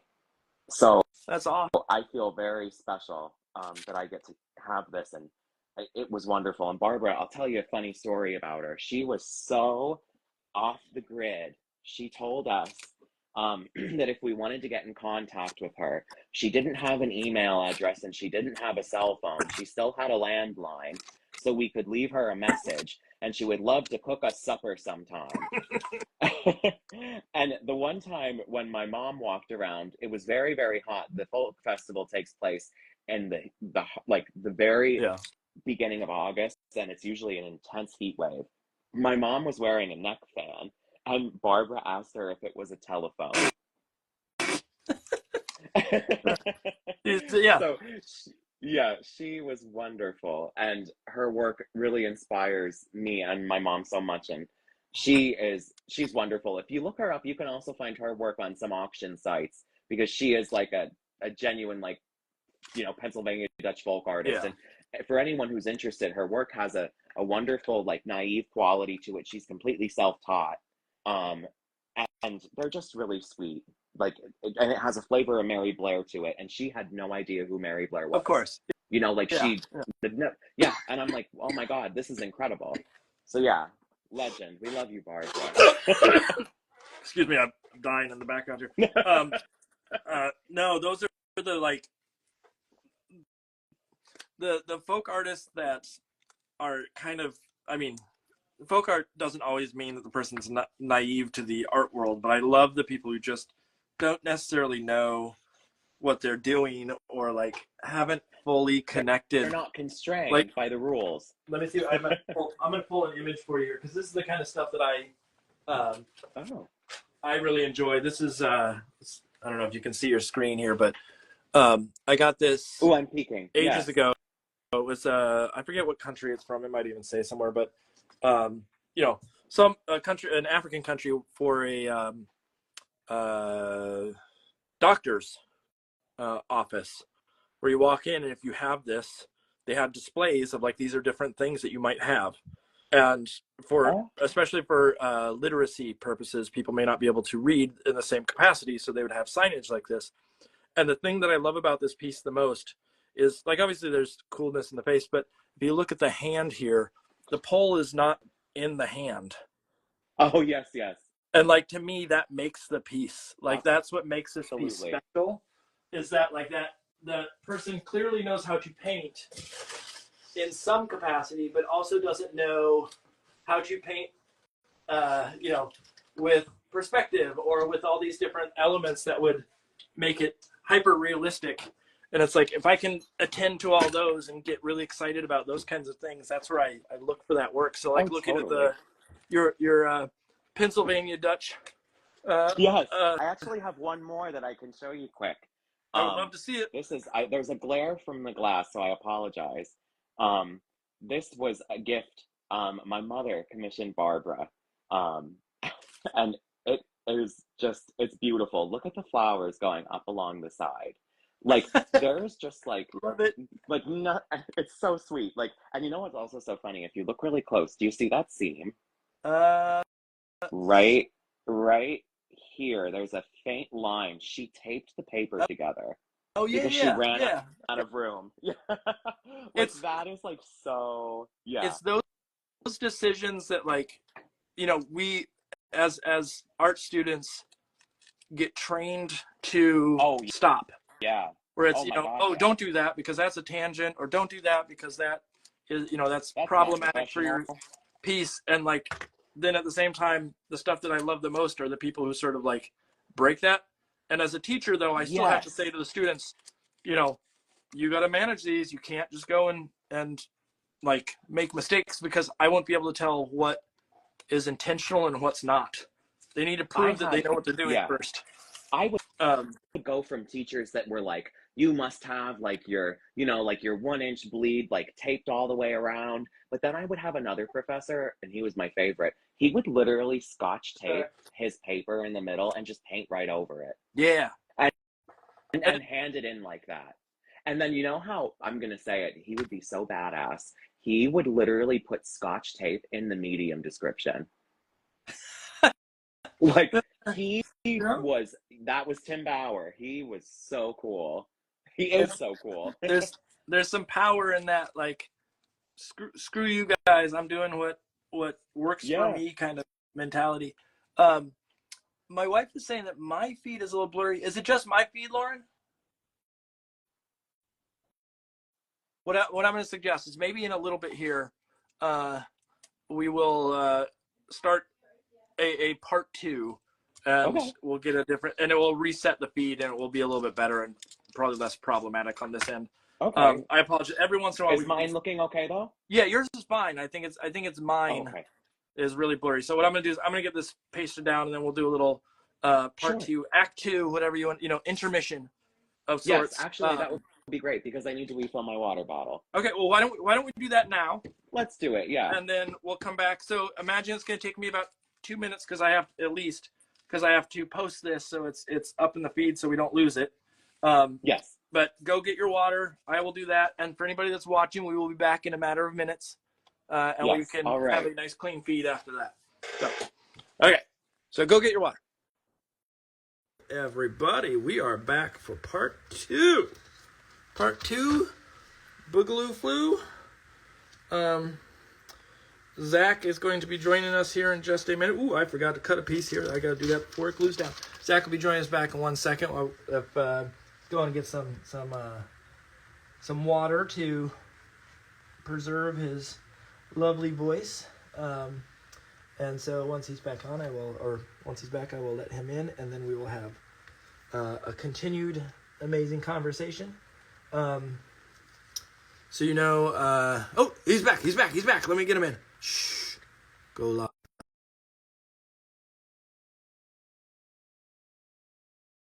See. Did we get him?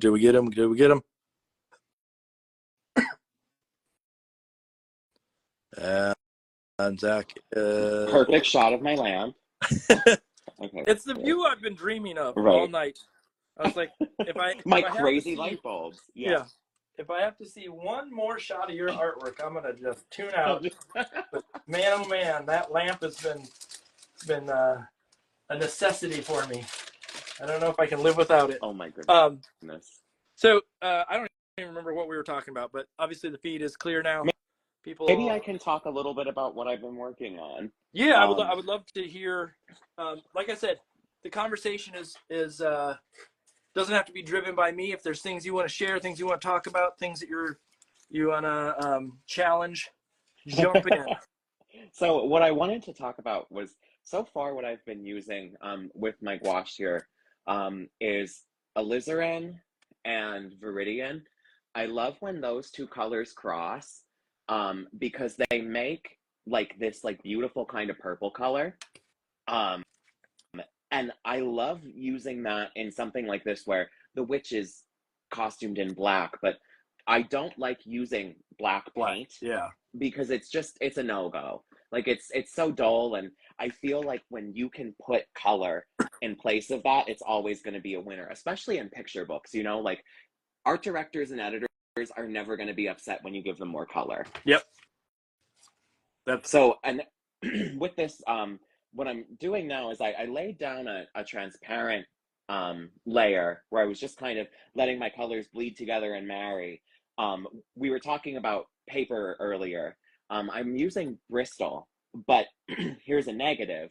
While I love the hot press texture because that cold press is difficult to scan, sometimes when you get really watery on Bristol, I don't know if you can see it, but there's like little like paper nubbies that come up.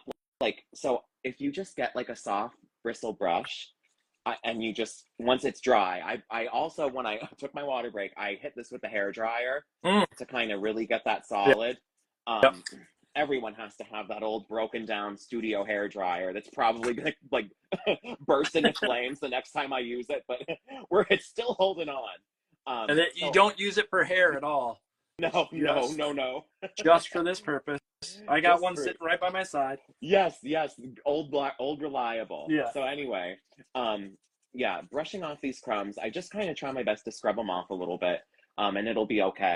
Like I said, you have to make sure that if you do that though, you really want to blast that with the hair dryer, because if it's still a little wet and you go to get those crumbs off, you're gonna rip your paper, Yeah.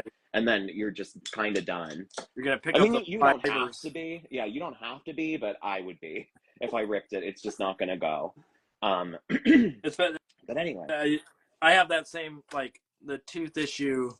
That's one of the reasons why I like hot press as much as possible. But that happens on illustration board too. It's just the roughage of that. and sometimes like fiber. it will pull the pigment and leave little dots, and I like that sometimes. Like, I don't know if it's showing. Ooh, I know, I'm trying to get so close to this. Like in the blues, oh, it's so awful, but sometimes it'll leave like a little bit of texture. Sorry, guys, I tried my best. But so sometimes that's fun. Another fun thing, if you like that texture, now I'm not using them in this, and I do have them. I want to play with them more, but there's this fun stuff called granulating watercolor that has like a medium in it that forces like the paint to get really textured. And it's really fun to play with. I haven't found an application for it in my work yet, because watercolor is different than gouache. I'm still learning that one, Yeah. I just don't like that it lifts, to be completely honest. Like, sometimes I'll use it though, because some like a really rich blue, like sometimes when you water those down, like a Prussian blue watercolor, sometimes like that's just really great, or like an indigo. Like those watercolors, I think, are untouched, like compared to some of the like plasticky, like Holbein acrylic wash colors. So sometimes if you like those, I like to use the acrylic as a base, because it won't lift, and then you can do your watercolor on top if you want to layer. I was gonna say there's a specific medium, and I think it's Schminke, or however you say that. Oh, yes, I do. Yes, yep, That, Schminke, they're granulating watercolor. That's what I have. well, they have a thing called I think that's a thing called Aquafix. Oh. That is a specific medium for that, where like it's essentially like you glaze, and so it sort of sets the layer. So you do your watercolor and you go back on top of it with a thin layer of it, and it will set it and sort of not necessarily turn it into acrylic, Huh. but it locks it in. So then you can paint on top of it with more watercolor, and you won't pull up the pigment that's there. Oh, that's so wild. It's a little bit more like glazing in that process. There's another thing that I use, or that I've used for teaching purposes, that's called well, there's Aquafix, and then there's lifting prep. That's the opposite. And lifting prep is a medium that you paint the paper first with it, and it makes it a little bit easier if you decide that you want to lift a color. Like, how those blues and stuff are like one of those real challenges to get off the page. Yes, yeah. Or there's certain colors that are more challenging in that manner, just in general. But lifting prep makes it easier to lift up back to the original paper. Oh, and so I've never heard of that before. they counter each other in a way. Well, the other day I was playing Sleuth, and I was looking at a photo. It was from an exhibit that was honoring Mary Blair, and it was, I think the section that I was looking at, it was honoring the work that she did for It's a Small World. Mm-hmm. And in the exhibit at the end, they had her work table on display with her palette and all of her stuff, and some photos of her in her studio. So I was creeping around and looking in the background. She was spraying, when she would start out with watercolor, like when she would watercolor in a sky, and then she would work over top of that with opaque paint. In order to prevent the sky from lifting, she was just spraying it with spray fixative. She had like cans of it on her cart, and then just the gouache. Like that was what she had. Yeah. And well, it wasn't gouache, it was the watercolor. She was using Winsor and Newton in the picture. And so I'm tempted to play with those, because if Mary picked them, they must be good. Yeah. I'll default to her. She's not I not a schlub when it comes to I don't even know if schlub is yeah, the right word, but that felt right. Um, when it 'cause- comes to like and like knowing her materials and knowing how to yes, paint. and like what pigments will cross to make certain Yep. things from that watercolor mindset. So that's why I'm like, I wonder about that. So yeah, and I think sometimes when students look at Mary Blair's work, it's easy to be like, oh, like they're in gouache, but I'm like, I don't think that's right. Like when I look at the ones from like the scholars that write books about her, it's opaque watercolor. Yeah. She was using it like Yeah. gouache. She was thickening it up, or she was adding some sort of opaque additive to it to get that sort of the opacity that she needed. To get it where she needed to. And so I have done some stuff in the past. Like there was a student that I knew before they even knew about gouache, they were using watercolor that way, and I'm like, you are wasting a lot of pigment. Yeah. Because they were just basically painting with it like it was acrylic. Oh, yikes. Oh, that's a a money issue right there. Yeah. And once I told them about gouache, they're like, oh, that's a thing. But the challenge is anytime that you add that opacity, there's the risk of it becoming sort of dull, chalky. Yeah. And so that's the oh yeah, TJ Walsh is saying yes, Aquafix. I'm trying to, there's some other mediums that I have, like when I teach watercolor, that are in that same vein, but I just remember those two in particular. Have you ever tried other things like casings? No, I've never played with that stuff. If I ever played with anything else and then tried incorporating it in, it would probably be more drawing mediums like pastels. Yeah. Because I feel like that's so fun to work over top of, like a painting with. But sometimes, I don't know, sometimes pastels just get really messy and annoying. And I don't know, I mean, paint, I make a mess too, but like with pastels, like, I mean, my hands will be like revolting. Like it'll look like I work on cars or something. Yeah. Like, and then the dust, like if you're using like chalks, like it's gonna go everywhere. And my studio is already like a disaster zone. I don't need that added onto it. I don't think I can handle it. I'm in the same, but like there are certain dry mediums that I would like to use, but I have the challenge of I can shower, I can clean my hand, but I feel like I always have paint and like smudge down my wrist and on the palm, or like the meaty back of my hand. Yeah, 100%. Because of the way that I work. And today I was sitting there, I was talking with a student, and they were looking at my arm, and I was like, why are they looking at my arm? And I looked at them like, oh, that's why. They're just confused why I have all this stuff here. My hands, working on bright lights, I was using a lot of the phthalo colors, phthalo blue, phthalo green. Yeah. So my hands were green for like probably the whole last year, just green. And there's nothing you can do about it. Those phthalo colors, that's not going to come off. Oh, phthalo is one of those colors that, like, once it's down, it is not coming up. Even if you get it in your brush too, like sometimes you really got to run that brush underwater for a long, long time to get that phthalo out. The other one that's in that same ballpark for me is dioxazine purple or whatever it's called. That like those can like not just stick heavily to whatever you're making, but also like can eat away at the piece to a point wherein if you add a little bit to your like mixture of color, there's no way to get that out of there. It is so pure and strong that like if you're mixing colors and you accidentally drop a little bit of dioxazine or a phthalo in it, that color ain't coming back to the color you wanted. You might as well do a purple book. Yeah. I really do. That's on my list, a purple book. I can see that's the thing. I think all of your books right now, if I look at them, and I'm not trying to like sum them up with some sort of like, well, not just green, but I think that I wouldn't even say that they're green. Like Stanley's Secret is a he's blue. Yeah, that was wild for me.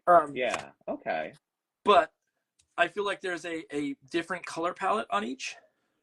Yeah, thank you. Maybe it's not dramatic in your eyes, but it is to me, where it's like you almost have this rainbow starting, and like you got to do a red book, and you got to do a purple book, and you got to do you got to fill it all the way out until you have all of them, because then on a shelf it would look so cool to line them up. Oh, that's so sweet. Oh, you're so thoughtful. But you want to know what? I really feel like and tell me if you agree. I feel like with certain palettes, like I feel like it takes a little bit to learn them. Oh, it does. You know, like it, Yeah. yeah. And then I add them to my repertoire. So like maybe someday I'll revisit that Stanley palette or the You Are Here palette because I know how it works. Um, Well, this can lead to a question that I think might sort of relay what I was going to state in this is, how often do you get to just play with your? Not as much as I should. I feel like before I got into like jewelry making and other avenues of art making, I feel like I would paint to play. But I haven't done that because I have this habit of always signing up to work on two books at the same time, even though I'm really not good at that. Um, Okay. but like I'm trying. And listen, like as an artist, like when jobs come, like you have to do what you have to Yep. do. Like the student loans aren't cheap, and UArts is a private school, and yeah, so you got to do what you got to do. So anyway, working on two books at a time is a lot, and it isn't impossible. Like I've done it. Like I was working on Stanley's Secret, and You Are Here at the same time. It's just kind of sometimes the nature of the beast too, especially if you want to be like a full timer, like just doing this, especially since I'm not like teaching or anything in tandem. I have to do two books at the same time, or I'm not going to be able to pay my bills. Yep. Yep. No, I get it's. I mean, that's the thing that I think a lot of folks don't. Well, I say the statement, and then I realize afterwards, like, no, there's a lot of folks that probably do understand this, but the kidlit industry is wonderful in a lot of Hmm. capacities, but I also don't think that it is the like the you get a book made and then all of a sudden you're super famous and No. Do you it, want to know what my theory is with that? what? My theory is I think that everything moves so quickly, and I've had talks about this with other artists, so this isn't my original thought. Um, but I feel like since like titles are rotating so quickly, a lot of books really never have enough shelf time to endure. And I Mm-hmm. think that's a big challenge. And the other challenge that we're facing right now, and this is information that I heard about that from a study that Scholastic did. Um, right now at the book fair, a lot of books that we're illustrating are losing out to books like the Lego book or like the Minecraft Yeah. book because these are things that they're familiar with, so it's easier to gravitate to. So we get like no, like it's really quick. Like when they're judging our titles, we get like 2 seconds, you know, and like barely that maybe of a consideration before they pass us up. So it's like they're trying everything they can to get our books to stand out, but it's tough. Well, Um, it's we live near a Target and I go there and every once in a while I'll just go back in the section where it's, the book section and see what they have on the shelf. And most of the time it is, a big name book that you've heard of and it's everybody has heard of and it's a wonderful book. yeah. But then there's also like, here's 15 different actors who have written a book Hmm. and it's there because of their name. Yep. And I'm not saying that there's a Mhm. problem with, like, some of them are lovely books and don't get me wrong, like some of them are worthy of being on that shelf, but there's also the challenge of just there's a lot of books that end up in there just because they're going to sell because of a name. Oh, absolutely, 100%. And I absolutely don't think there's anything wrong with pointing that out. I think that's Yeah. totally true. And I feel like those are rarely the books that endure. And I also feel like going into this, I know that that's not really my scene. Yep. Like Catbird Agency, like incredible. Like I love my agency. Like I love the artists that are a part of it, and I love my agent. Like I we're as an agency, like we're not that market. Like we're not like that commercial. Like we are commercial, like you know what I mean? Yeah. But like it's different. Like yeah. And I'll throw this out here. Because I feel like another question that a lot of people ask is like, how do I get an agent? How do I do this and that? And one thing I'll say is I feel like when you query agents, you should really make sure that your work like fits in with like their vibe. Like you know what I mean? Like Yeah. Kirsten and I were just an obvious fit. Like if you just start like throwing your work around to like whoever, like I guess that could work. But I think that you might get more success if you take your time and you're more thoughtful about who you query. Yeah, I don't know if you get the same thing, but I get those questions all the time of like, how do you land an agent? And I finally connected with someone, and like, how do I make this work? And most of the time my response is, you know, if it works, it works, but don't force it. Don't. Absolutely. Like, you need to be, and it sounds like, you know, it's hard to get that sort of initial spark of that initial interest, but this is as much of a job interview for you as it is for them. Oh, And absolutely. it's a two-way road. And this is the thing too, you know, like me going into it, like we had no idea that my first manuscript that we're pitching would go to like a multi-day like auction, you know, like these are the things that it's like, whoa, like that I have no idea. Like, you know, I'm a youngin', I had no clue. So it's things like that where it's like, that's where I'm so grateful to have my agent. Ooh, am I? Oh no. What? My AirPods are dying out. Dying out on me. Let me see here. I mean, I can still hear you. Okay, well let's ride them out. Yeah. Let's see what happens. If at a certain point I can't hear you, I'll say something, and then you'll go, well, what's going on? Well, what's going on? But for now, I can hear you loud and clear. No, agenting is weird. I mean, the whole process is a strange process, and my challenge with it is everybody asks for advice on how to do it, and I just don't know. There's no blanket advice, I think. Yeah, as much as I think there's methodology that people use or rely on, I don't think it's the sole answer in all these situations. And sometimes you just have to like just try different things, and it's going to connect for you a different way than it is the person next to you. And do you want to hear a funny story? So no. yeah, of course. So I'm going to preface this by saying, if there's anyone out there, I'm going to tell you this story, but honestly, like, I wouldn't advise you like copy this tactic, because I think that it could potentially get you in trouble. And like, also like, if you queried my agent this same way, I think it might be a little tacky, because you'll see what I mean. The way that I landed my agent, I emailed her a couple times before, and I didn't get a response. And then I was like, okay, I'm gonna reach out to her one more time before I like move on and cry. And I just made the subject line "open me" with a smiley face, and she wrote back instantly and said, "Hi Zach, I usually don't accept any unsolicited materials," because she doesn't, like, she's booked. But she's like, "I opened this one, I love it, let's chat." Interesting. Like, just I made the subject line of my email "open me" with a smiley face, and that was enough to grab. Like I said, again, that's so not silly. gonna work for the next person. No, because I feel like if someone did that, I feel like she would be like, ew. Yeah. Like, clearly you heard Zach tell that story. Yeah. Like, why is Zach writing me again?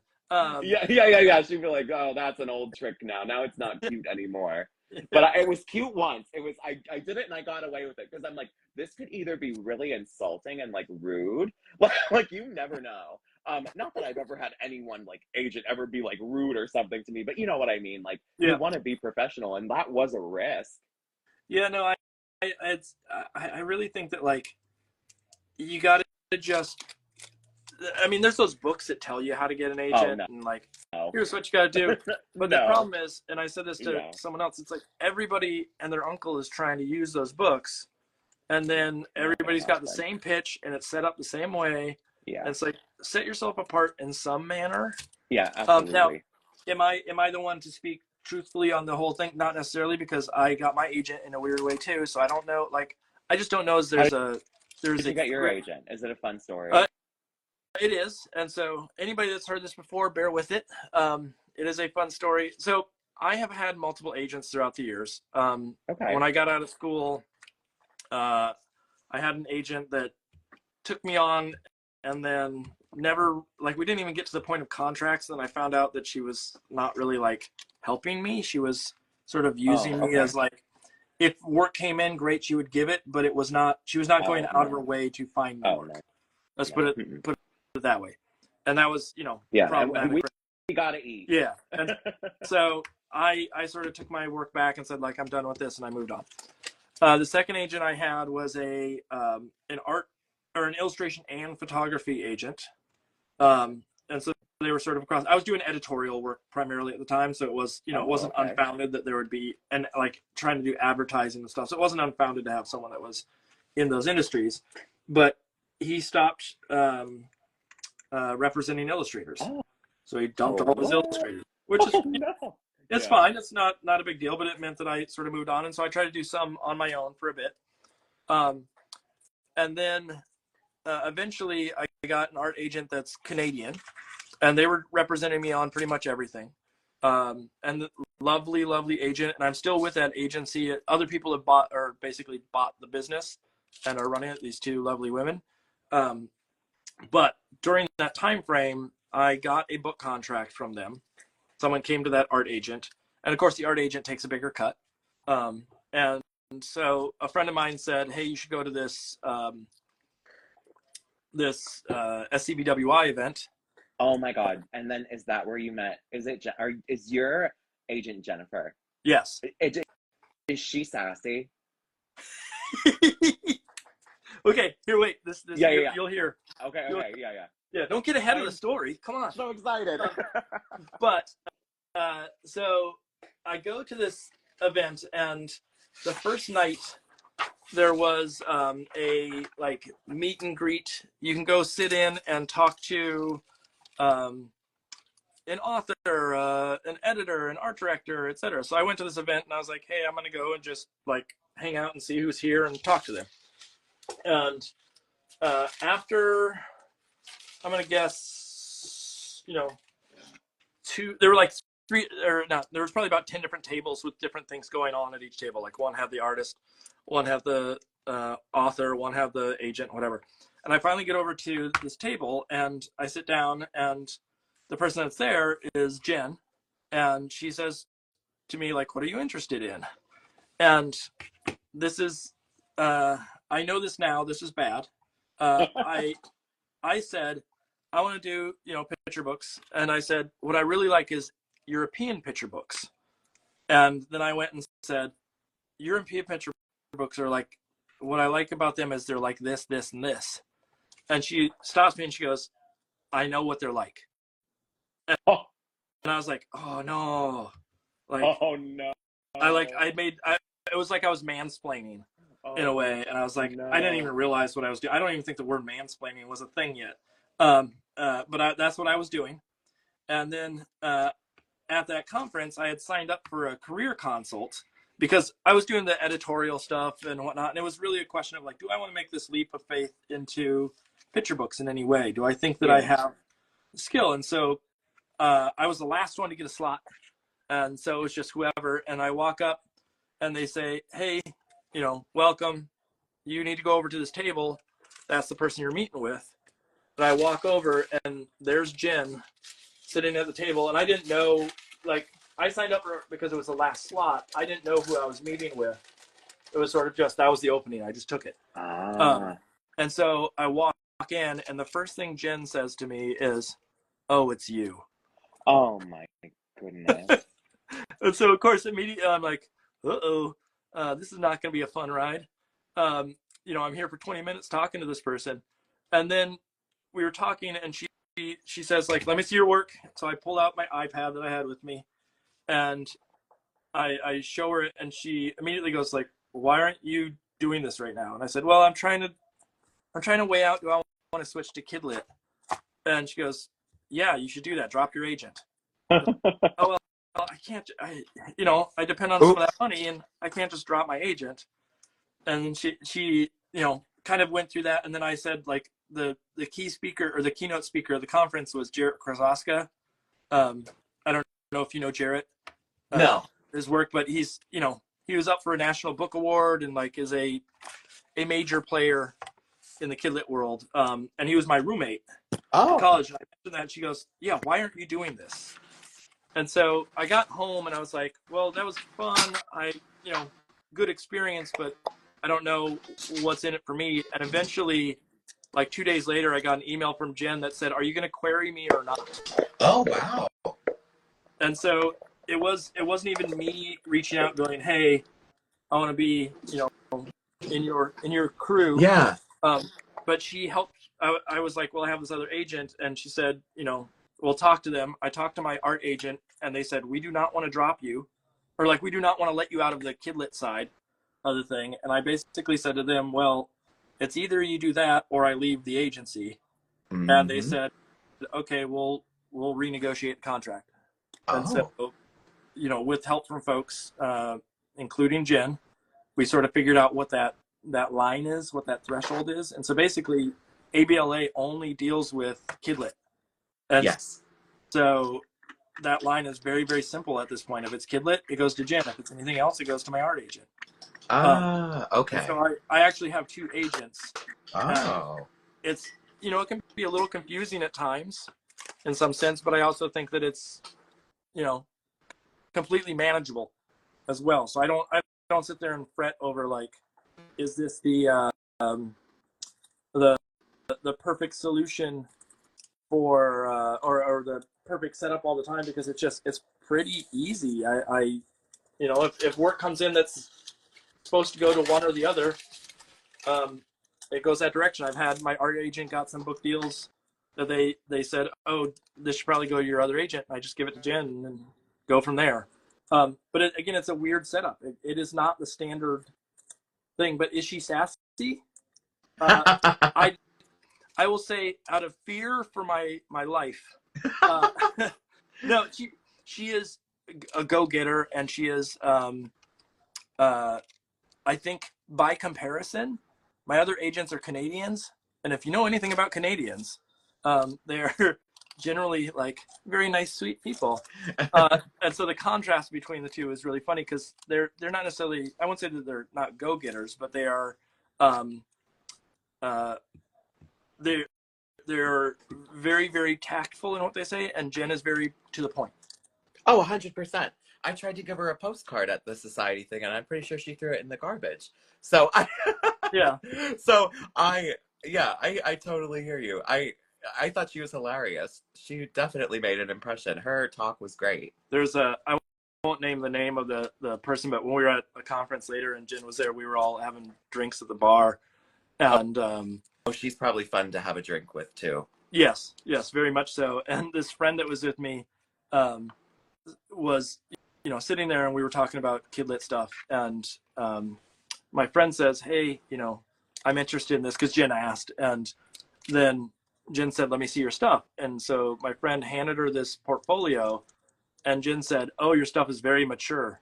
And the person I was with goes, "Oh, thank you." and then Jen just goes, "That's not a good thing." Oh my goodness. And what you meant is like it's for an older audience. Yeah, absolutely. And it was not really kidlit stuff. And that person has an amazing career doing like editorial and concept art and whatnot. But it was just, they were at the conference to see. But she, again, was very straight to the point, and good for her. Makes perfect sense. It makes perfect sense. But like, if you don't know that that's her sort of vibe, and you know what? I think that is very valuable, and I think it's great that she's very generous and honest with her feedback, because I'll tell you, I think that like some art colleges, I feel like at a certain point, like sometimes I think that like they will just like pass students along that might be struggling, or like might not be like at like a senior level, like just because like, you know what I mean, like they'll sign the check. And I think that is very misleading, because then we get these kids that are in a lot of debt and they're stuck. And I mean, I'm not saying, I don't know how you have that conversation with someone. Like, I'm not advocating for anyone to be a dream crusher here, but like, there are certain things that I feel like you need to have in your tool belt by the time you're reaching your senior year in your BFA. And if you don't have it and they're just kind of passing you along, I think they're stealing from you. No, it's a real challenge. I mean, working in that environment, it really becomes a question of like, at what point do you cut bait, and is it fair to a student? And then the other challenge that comes into it, like, I've had students in the past where I'm like, they should not be in school. Yeah. And you have that tough. conversation sometimes, and sometimes they listen, sometimes they don't. Sometimes it's their dream, and you don't want to like say, Absolutely, like, leave. But at the same time, there are students that I've had who do not have the skill, but I also know that given time, yes, and that's different. They need the school for the first 4 years of their training, but they need another 4 years after. Yes, understood. And so, like, I've said to students before, like, sometimes those are the best students because you can see the real growth and they're really trying. What's the frustrating thing is the student who has the skill and doesn't use it. Yeah, that is hard to deal with on a regular basis. And I do have to deal with that on a regular basis. There are students that really are in that sort of boat of this the skill or the interest. Those don't necessarily line up. Oh, absolutely.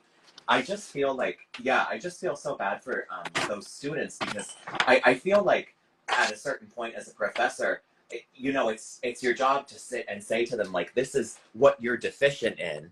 And if you want to work, like, this is what needs to be addressed. Yeah. So that's, it isn't like we're crushing dreams, but it's coming from a place of too, like, college is very expensive. Like, I don't want you to be in debt. Like, sometimes it's very hard to express that you're coming from a place of love. Yeah.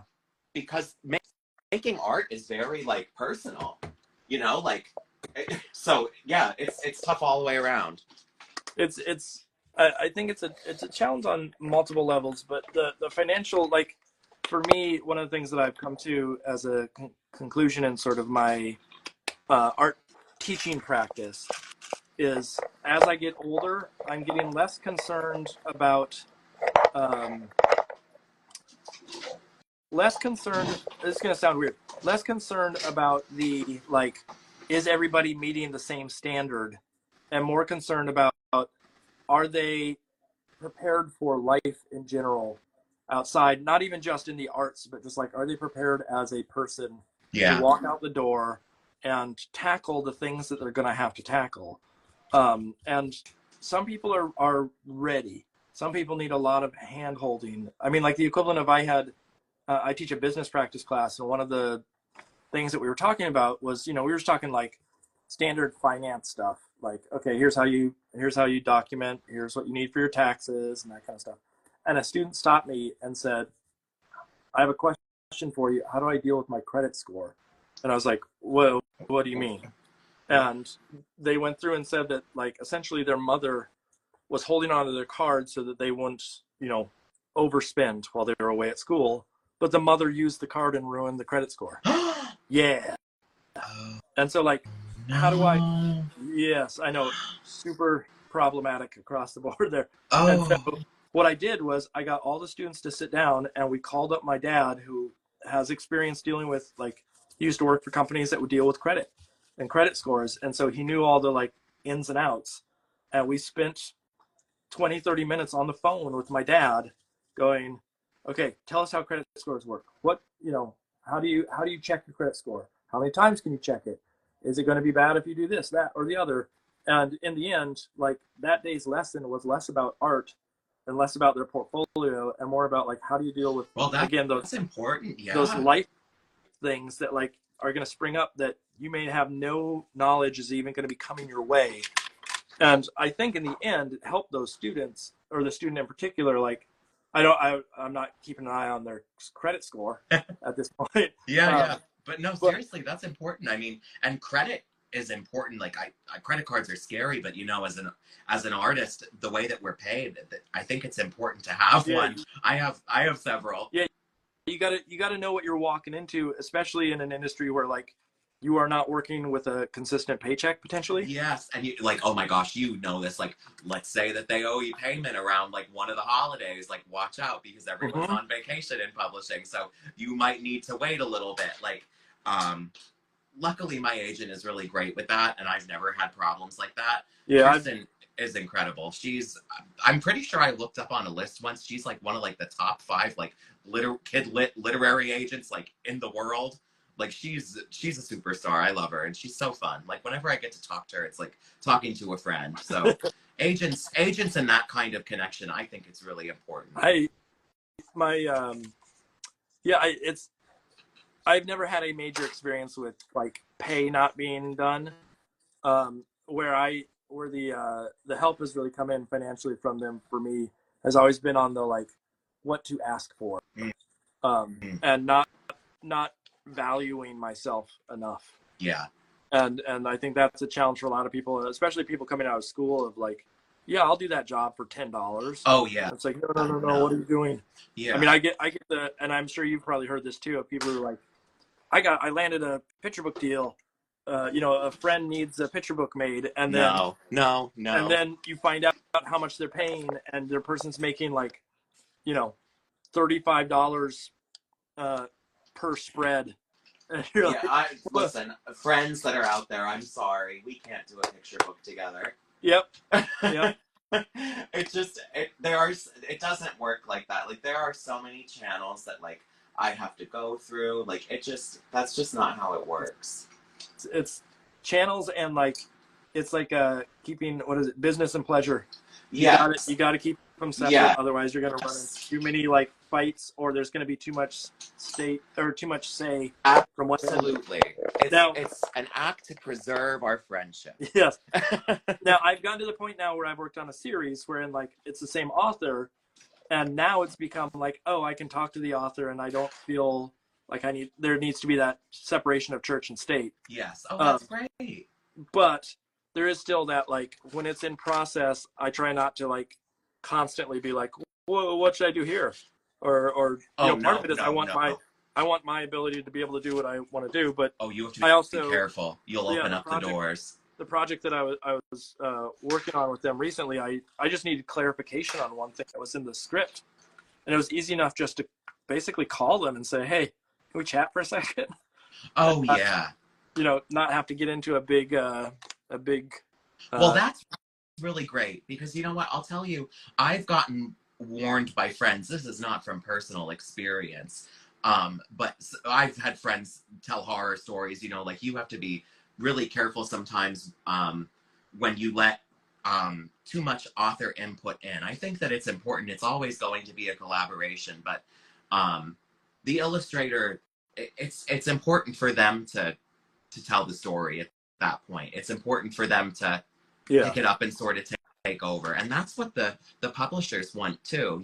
Like that's and I've always been supported. Like my publishers will always say, like, here is like an idea that the author had, but we want you to know, like, we totally like honor and respect like your vision. Do just what you need to do. Yeah. I mean, that's the whole reason of that separation, is it's to mediate and to know that it is a collaborative thing. And if it gets just because someone started the project doesn't mean they get to end it. Absolutely. That's a weird way to put it, but I think you know what I mean. Yeah, absolutely. Are there any companies in particular that you would love to work for? Oh, I just want to work with Tundra for every book that I do now. Tundra is just so incredible. It's because you're Canadian, right? Yeah, probably. No, you know what? It's because I just felt such like a genuine excitement and happiness from like my editor, from my art director, from everyone on the team. Like whenever I would hand something in, like they were just so excited. Like and you can tell when that's real. Yeah. And it's just so sweet. So and also like making books and telling your own stories, like that's a very vulnerable thing. And I feel like meeting with Tara, like, and getting this connection with Tundra, I feel like that's a place where I could potentially see myself being vulnerable and writing with them. Do you think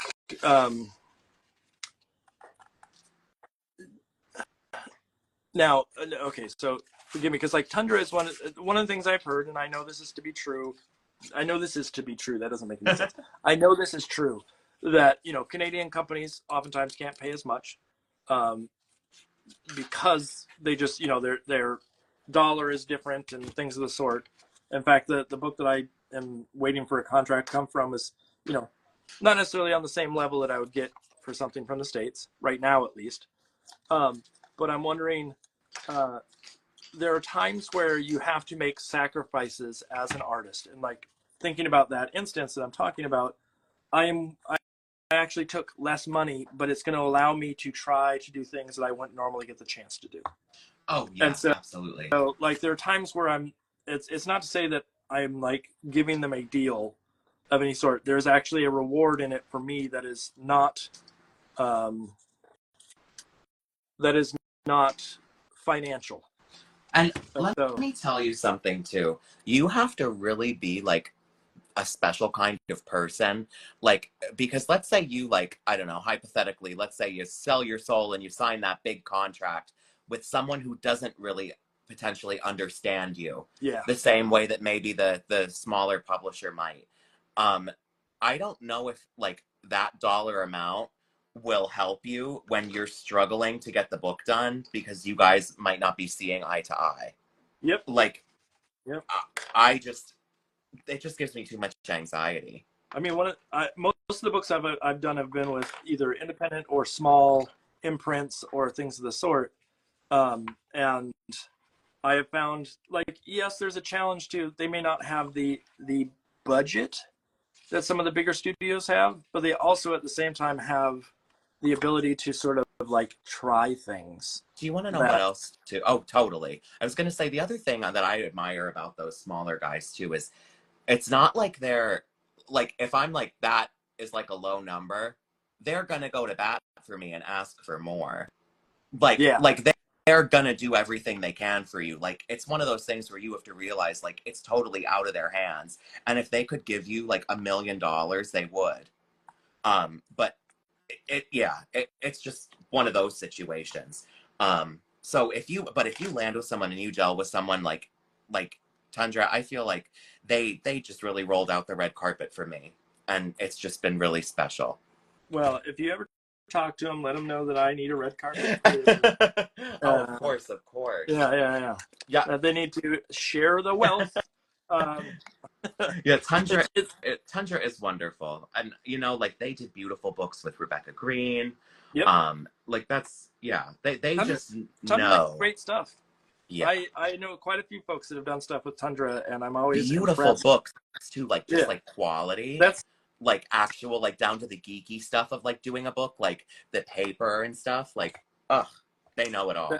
The next book that I'm waiting for the contract on is one wherein, like, it's a smaller publisher, and I won't name names or anything of the sort, because I still don't have the contract.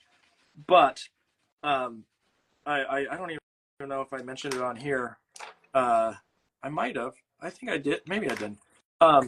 That I wanted to meet with them first before I said yes for the slight drop in price. Normal. Yeah. And it's a company that I've worked with before. And so I know that they can do good stuff, etc. But it was more so I wanted to find out, and this sounds so stupid, but I needed permission.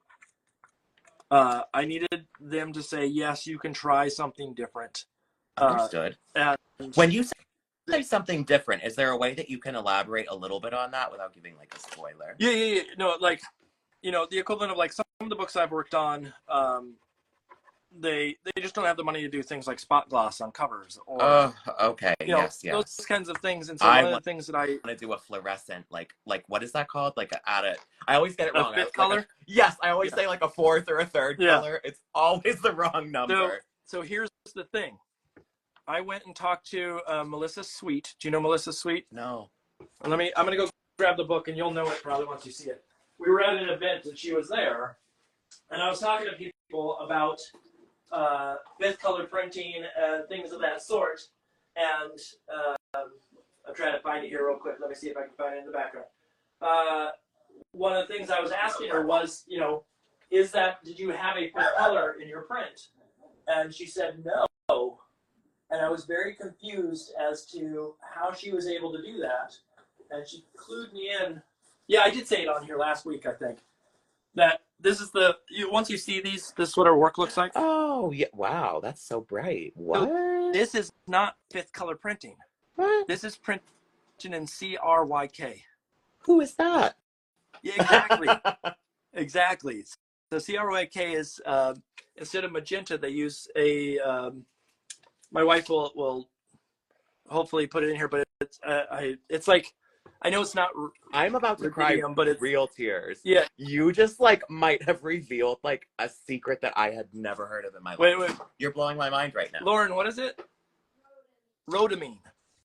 So instead of... Ooh, it sounds like poison. So like equivalent, if you wanted to print your work in something that's a 4-color process, it might cost a little bit more to set it up because they're not just doing a standard CMYK, but you're not adding a 5th color. You might be swapping out a color. So like the equivalent of, instead of using a standard like cyan, you might be able to go and say like, could we do turquoise? And of course it's going to affect your colors, but it's going to affect them in a really efficient way. So this rhodamine is one that's like, it's a more pungent red. So all of your reds and oranges are that. Oh my God. Okay, that's a problem. Oh my goodness. That's a problem I'm having with my latest one a little bit. I wish I could get like the reds to go a little more punchy, because CMYK, oh my goodness, what it does to reds and oranges is criminal. Yes.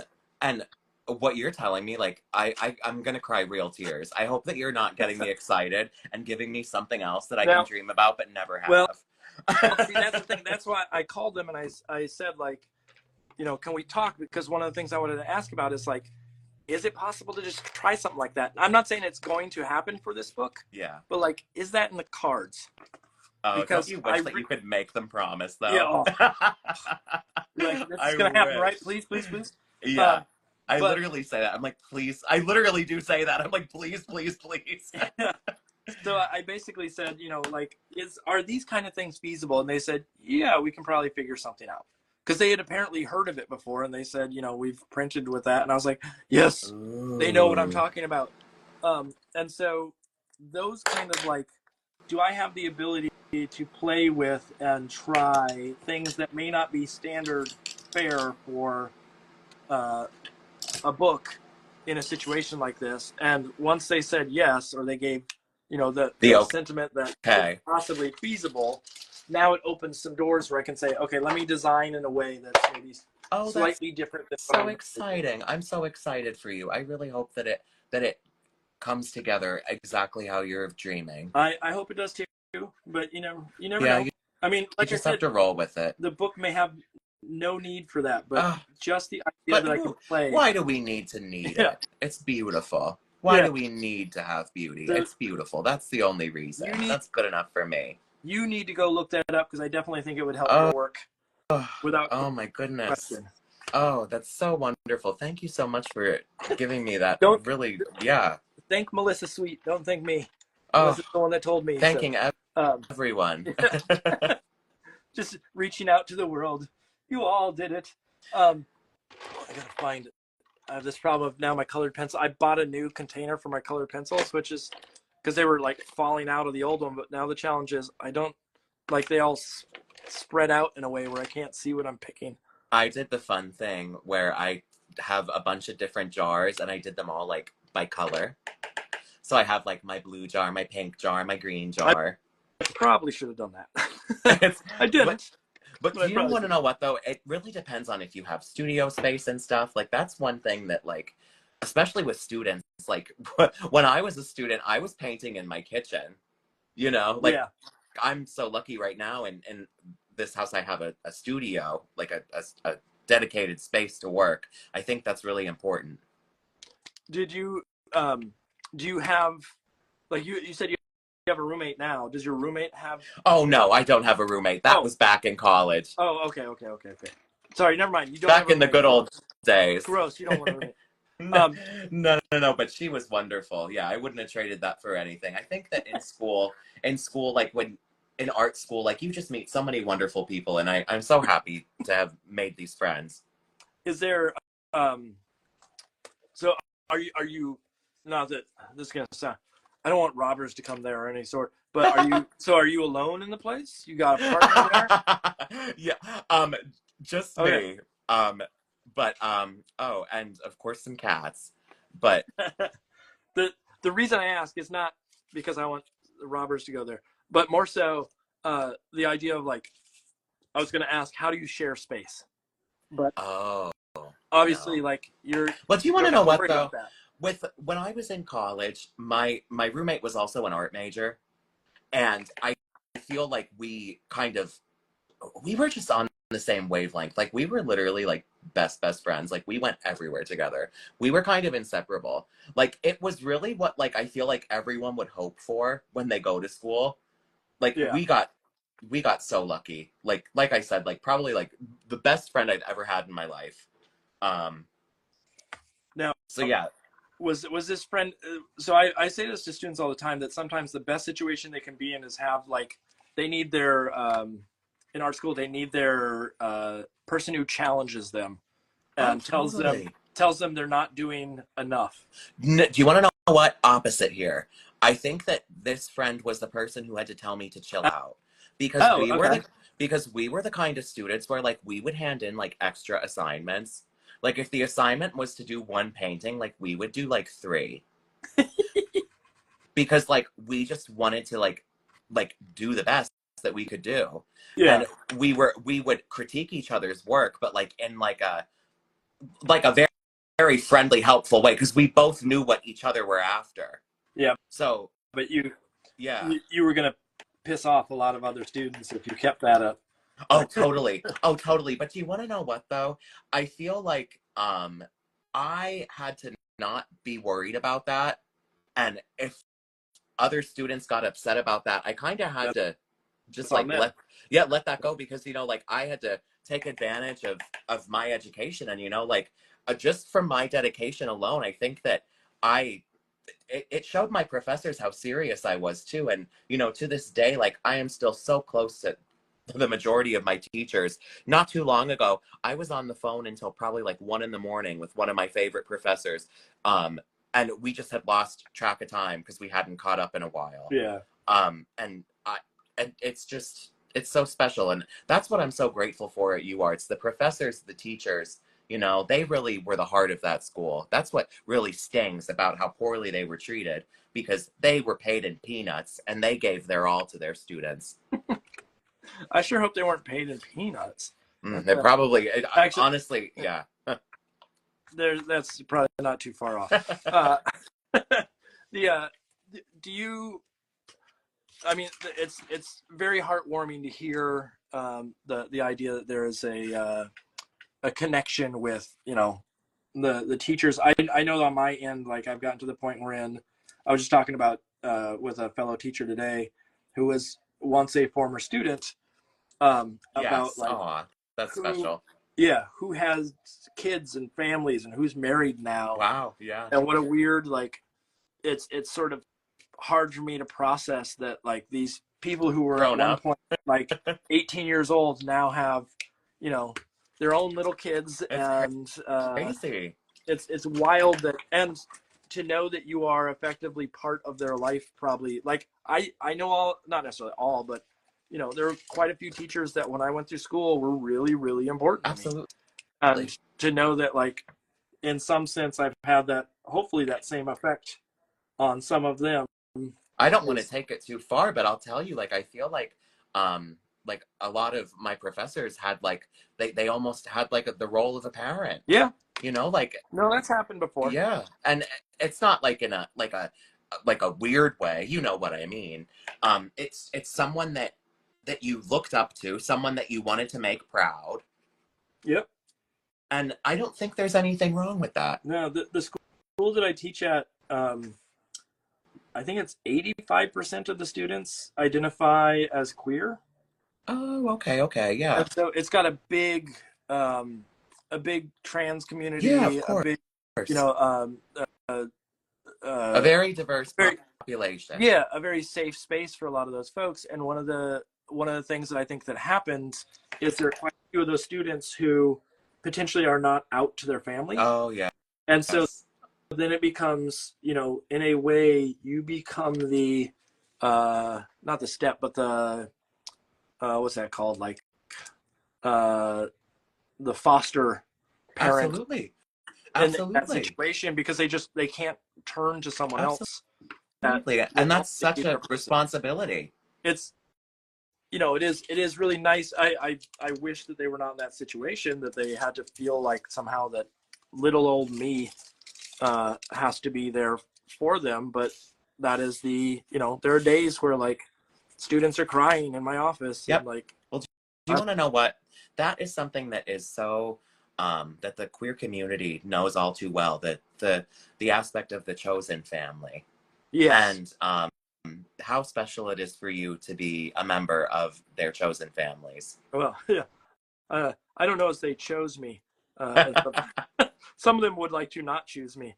Oh, well, too bad they're stuck with you. I used to tell one of my favorite professors that I was, because we were so similar, like so much. And I said, I'm a copy of you that was sent back in time to torment you.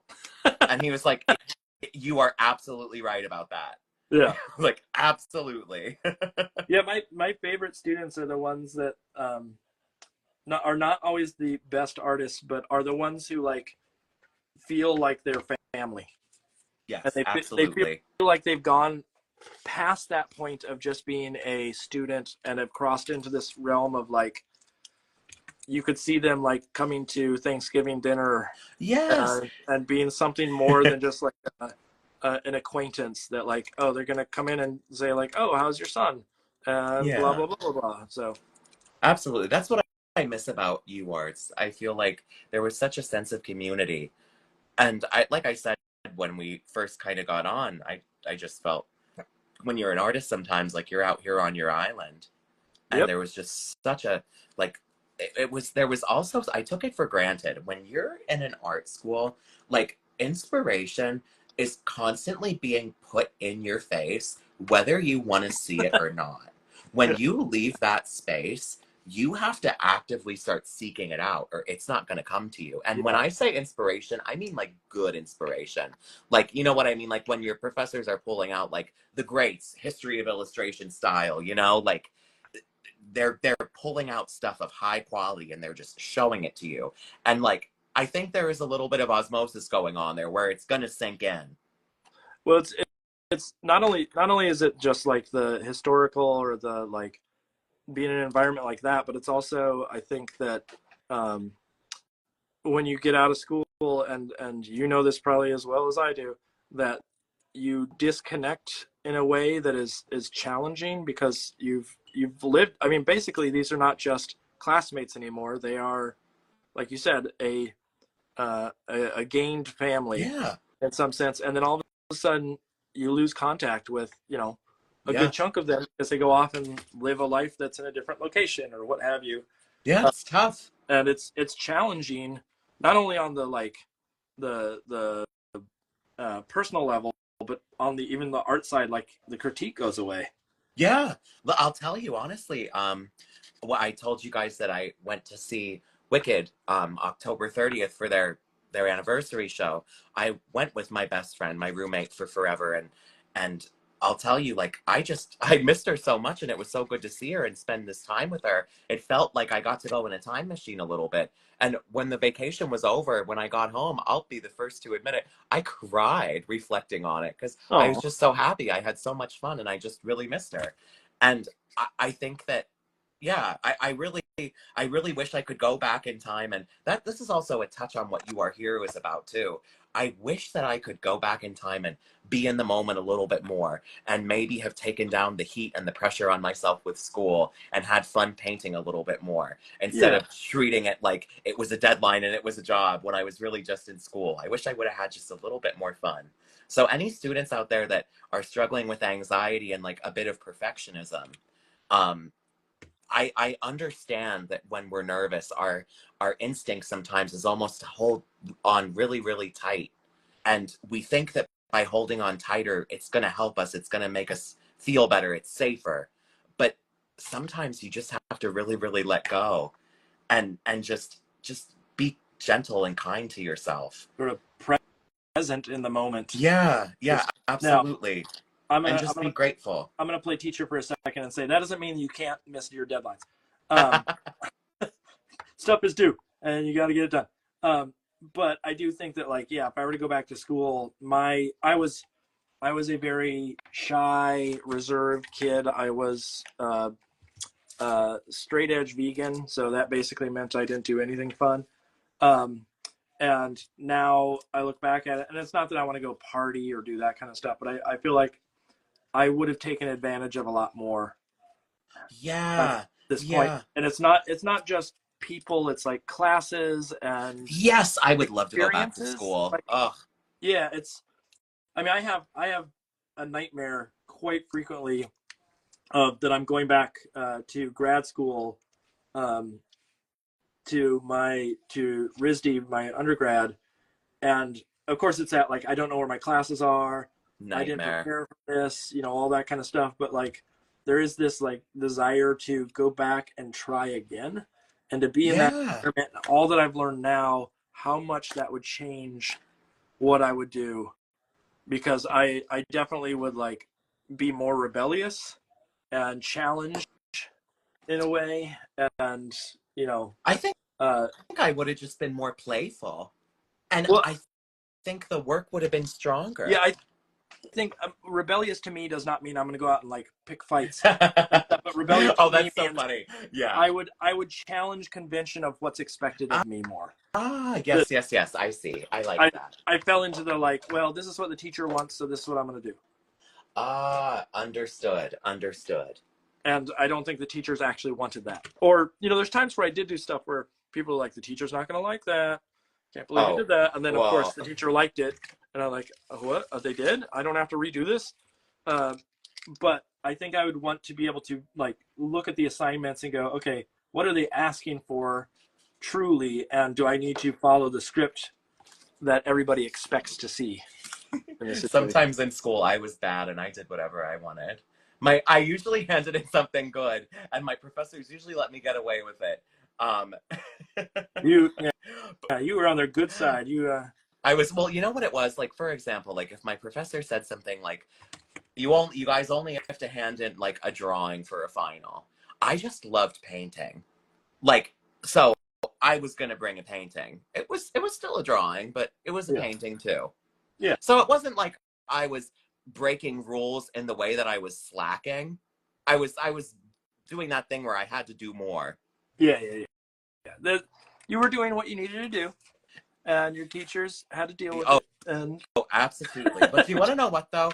I feel like they just understood what I was kind of, and you know what else too? You know what? Earlier I said that one of my weaknesses I felt was drawing. And you know what I think the biggest thing with that was for me is I feel like drawing is taught, here's your paper and here's a pencil. I did not start getting stronger with drawing until a drawing professor put a paintbrush back in my hand. So you were drawing with paint instead. Yes. And that's when it unlocked. When you gave me a pencil, I would just freak out.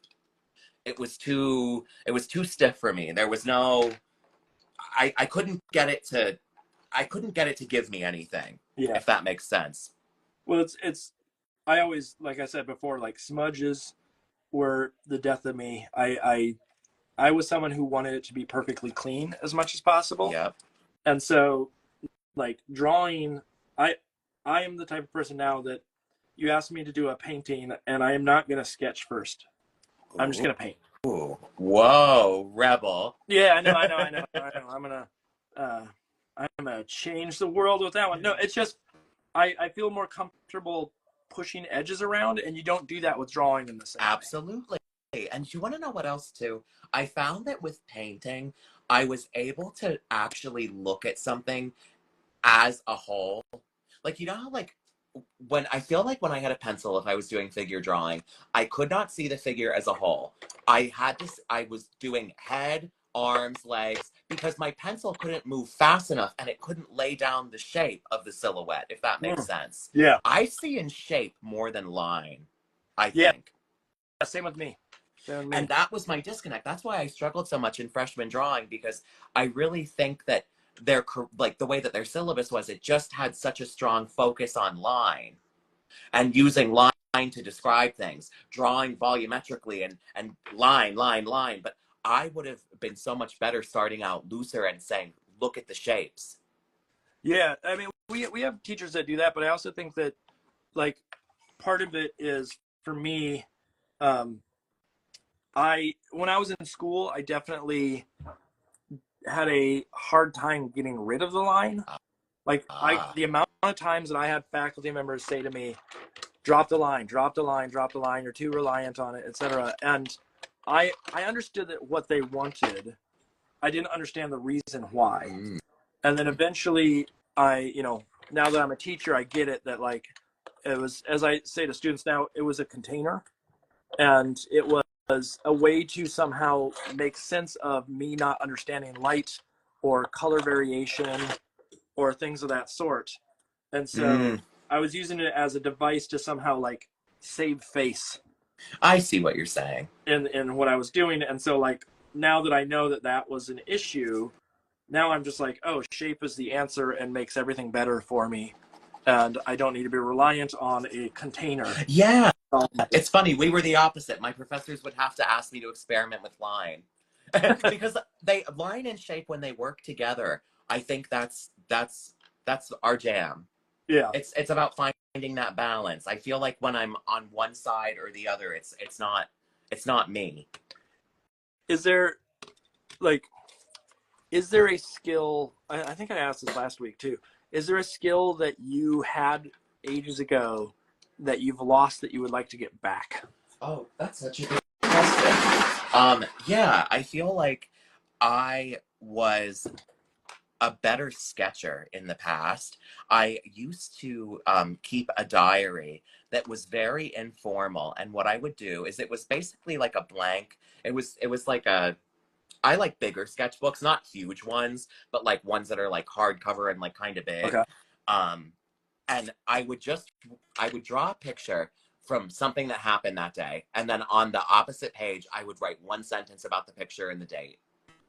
And it was just like a fun way to kind of give myself assignments, and it helped me develop what I call your artistic shorthand. Okay. And I feel like I lost that in a way. I think I have to think more, and it takes me a little bit longer to turn on. Since one of my professors, Patch, he was incredible. He always called the sketchbook the art gym. So I haven't been hitting the art gym. Okay. So I get it. Yeah, that's something that I would like to get back into. But again, like, I'm also trying to be gentle with myself and be like, yeah, like, you're also doing 2 books at the same time. So like, if you don't feel like sketching after you worked on a book all day, like, that's also totally valid. Yeah, no, yeah. Okay. So that's a good segue into another good conversation, which is, let's get out of art for a second. Yeah. What are the vices for you that, like, when you're not working, and not just like, we talked about theater, but like when you need to just veg out on the couch? Are you a reader? Are you a TV person? What's your like go-to? Well, honestly, I feel like it really depends. Like, if I want to, I'm loving Dragula right now. There's a new season. It is like alternative drag, if you haven't heard about it. I'm trying. My wife watched one. What was the one? I don't know if it was Dragula, but she watched one with the 2 The drag Boulet brothers. The hosts. Yes. Maybe. Yes, that's Dragula. The Boulets. They're wonderful. Okay. Yeah. Okay. So I love watching that. I think that it's really inspiring, and yeah. So that's what I'm watching right now. I feel like in terms of TV, like lately, I haven't found anything new that I really love. I've been cycling back to like old shows. Like what? Hit me. Let me think. Like I recently did a rewatch of what was I rewatching? Desperate Housewives. Like, just like dumb stuff like that, I'll like throw on in the background, because since I know it from like the 2000s, like I don't need to look at it. Yeah. Or like something. But here's the other thing though. Like, if I'm working or I want to watch something that is like maybe inspiring, like I have different kind of playlists for that. You know what I mean? That's I do music and podcasts for when I'm working, and it depends on the night. There's certain nights where just like a podcast, I want something funny, and then there's some nights where it's like I don't want I need to just like zone in so much I can't focus on words, and so it just has to be music. Oh, and so yes. music is better than other music for the night, and it can be the stupid Prismacolor that's breaking every time I try to sharpen it. Oh, I had one of those before when I was trying to get on. It was a chartreuse one. It just kept crumbling. Yeah, I dropped it at some point, and it's angry at me. Yeah, dropping them really upsets Prismacolors. Yeah, I've learned that. They're wax based, and so they don't have the strength. Me either. Yeah. Faber-Castell I think is better, but I've gotten into Caran d'Ache. Oh, those are nice too. They're either colored pencils or they may be they're called Super Color 2 Soft. Oh.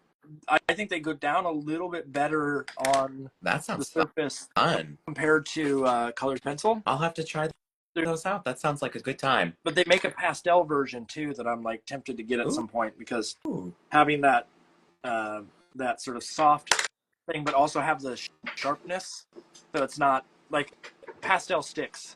I'm staying away from altogether, and so having that sharpness would be nice in certain instances. Oh, totally. Is there? Are you like I don't know. You said Desperate Housewives. I don't know. Oh, that's just like one of those things where like you just have to throw it on, because sometimes I just need background noise. And sometimes when I'm listening to music too, like sometimes I run through all my music and I'm like, oh my God, what am I gonna play? Like I get to that point and I'm like, I grew up in the era of CDs, well, tapes and CDs, let's put it that way. But I have a huge, when I was in college, and post-college, I was a big music collector. And so I have vinyl collection. Thousands of CDs here next to me that I still haven't gotten rid of. But every once in a while, let's open up those cases and just go through them. Oh, I love CDs. You know, I have like a 2008 Ford Escape, and it has a CD player, and I prefer that over plugging my phone in, because also, like, come on guys, we're not supposed to be on our phones while we're driving, danger danger.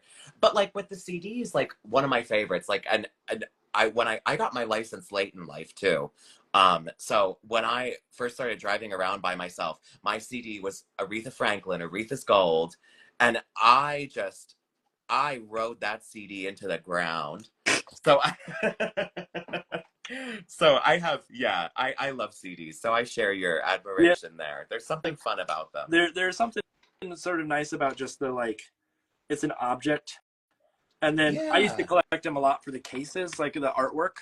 And I have a vinyl collection too that same. A big one, but like, again, it's that same reasoning of like the visual was nice too, and so like having this piece of artwork, and so I still haven't gotten rid of them, but now it's Spotify and it's all the things that everybody else uses.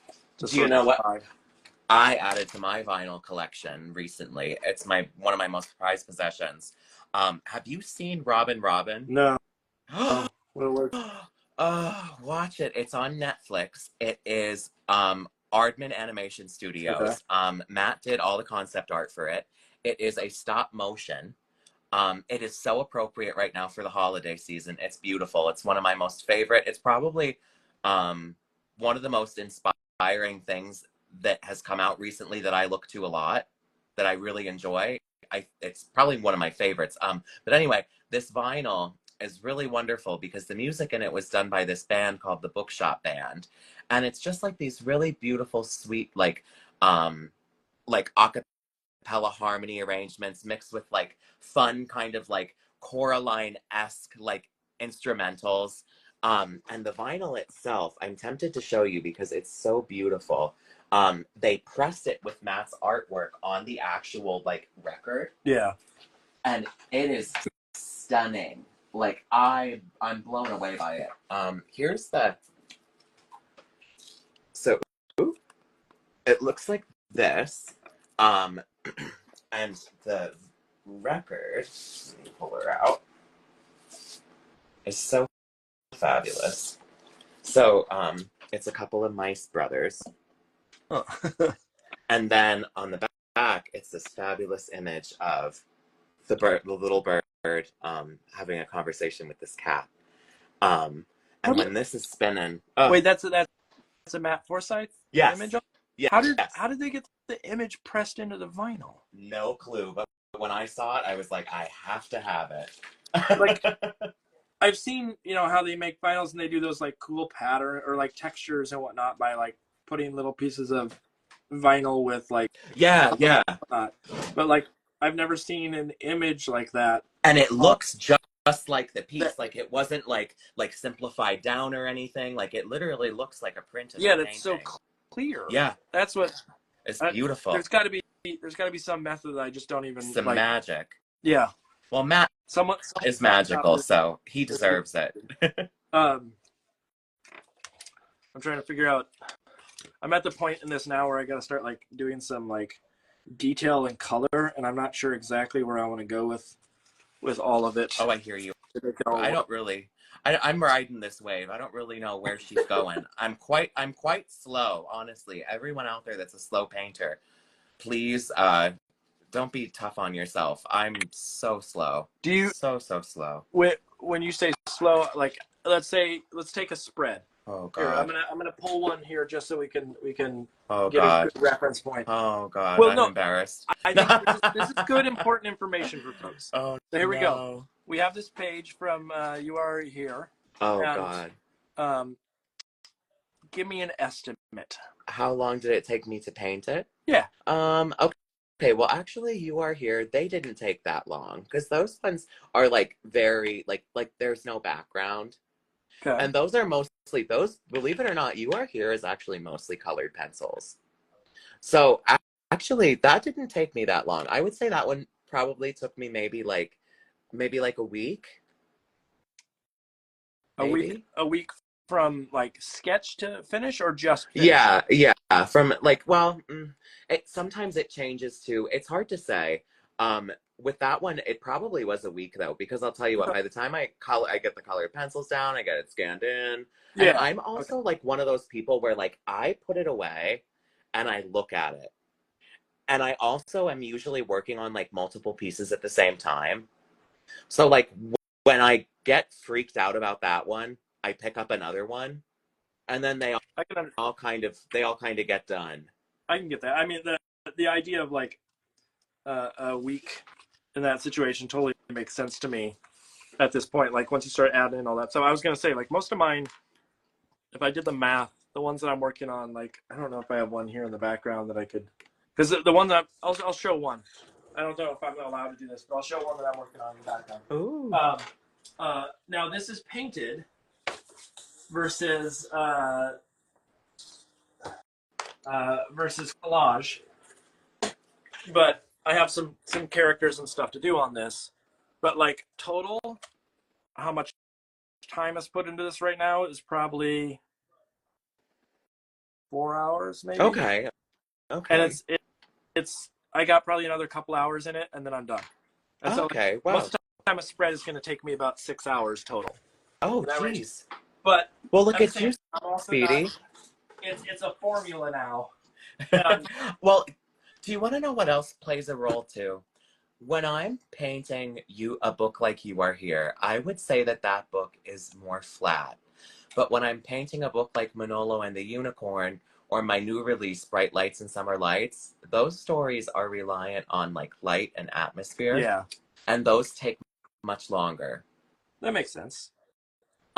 Whereas like, especially with You Are Here, like I'm like, okay, this colored pencil is this person's shirt. Like, and it's always going to be the same because we're not changing like a lot of like night and day here. We're not entering like different spaces. Like, you know, like,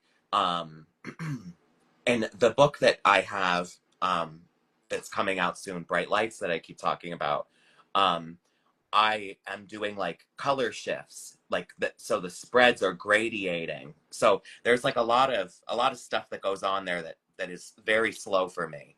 But I really enjoyed working that kind of atmosphere and light, kind of that way of working. It was new for me. It was that challenge that Matt gave me after doing a book like You Are Here or Stanley, where it was flatter. He's like, what happens when we do this? Yeah, the sort of the risk, but big reward if you pull it off. Yeah, and adding light and shadow and atmosphere. Like when I was working in college, like senior year, when I would say like I was really hitting on what my style is, I feel like I oh, I lost my train of thought. Talking about style, senior year, landed on it. Nope, it's gone. It was really, I was going to say, it was really, really important what you were going to say. Yeah, totally. I'm horrified that you gave up on it so easily. So easily. Really. I just get lost in these lines sometimes. You're right. Sometimes it is hard to make and talk. It is a difficult process to like. Oh, I remember now. Okay. my point is just like I didn't really work with atmosphere before. I was being flatter in college, so like adding light and atmosphere and taking these characters and giving them like highlights and shadows and like all this stuff, like that was something I didn't really have a strong grasp of. So doing these books, I was also learning that. So it wasn't like I was going in like, here's my formula of how I paint. Like, it's like, we're going to completely like make a new thing. Yeah. That makes sense. I mean, to me, the best part of doing all of this is that like the play. Yes. And as much as I like working on books that I are easy because I sort of established, I'd much rather be doing play. Yeah. It's that challenge, like, and it's like you're leveling up. And I feel like I have those tools in my like tool belt, like where it's like different stories call for different things. A story like You Are Here can call for like a more flat style, but a story like Manolo and the Unicorn, where the magical unicorn, is like coming out of the enchanted forest, we're gonna need some glitter there. Yeah, you put magic in there, you better have magic in that. Yeah, and magic is light. And you know what I'll say too? I always love like this might be unpopular opinion, but like Fellowship of the Ring and like those, like maybe one of the like earlier like Harry Potter films, like we like the way that magic was done was through like light and mystery. And I feel like as some of those films like modern day, I feel like they like put so much like into designing like magic and stuff, like in the final like Lord of the Rings or the Hobbit films, like I feel like it almost looked like a video game. And what I loved about those older films is the mystery of magic. Like it was like light or like a sound or something. And like that's what I want to kind of like capture in a book like Manolo and the Unicorn. Like I want it to glow. I want it to be, I don't need it to be like this crazy massive explosion. Yeah. Stanley's Secret was an explosion. Like it's a different kind of thing. But yeah, like I like and painting magic is so fun. My agent said to me, she's like, "Oh, Zach," she's like, "no one paints magic like you." And I was like, that is such a sweet compliment. Yeah.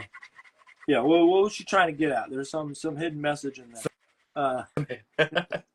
That's not just a sweet statement. That's by the way, you need to paint more magic in this next piece. Yeah.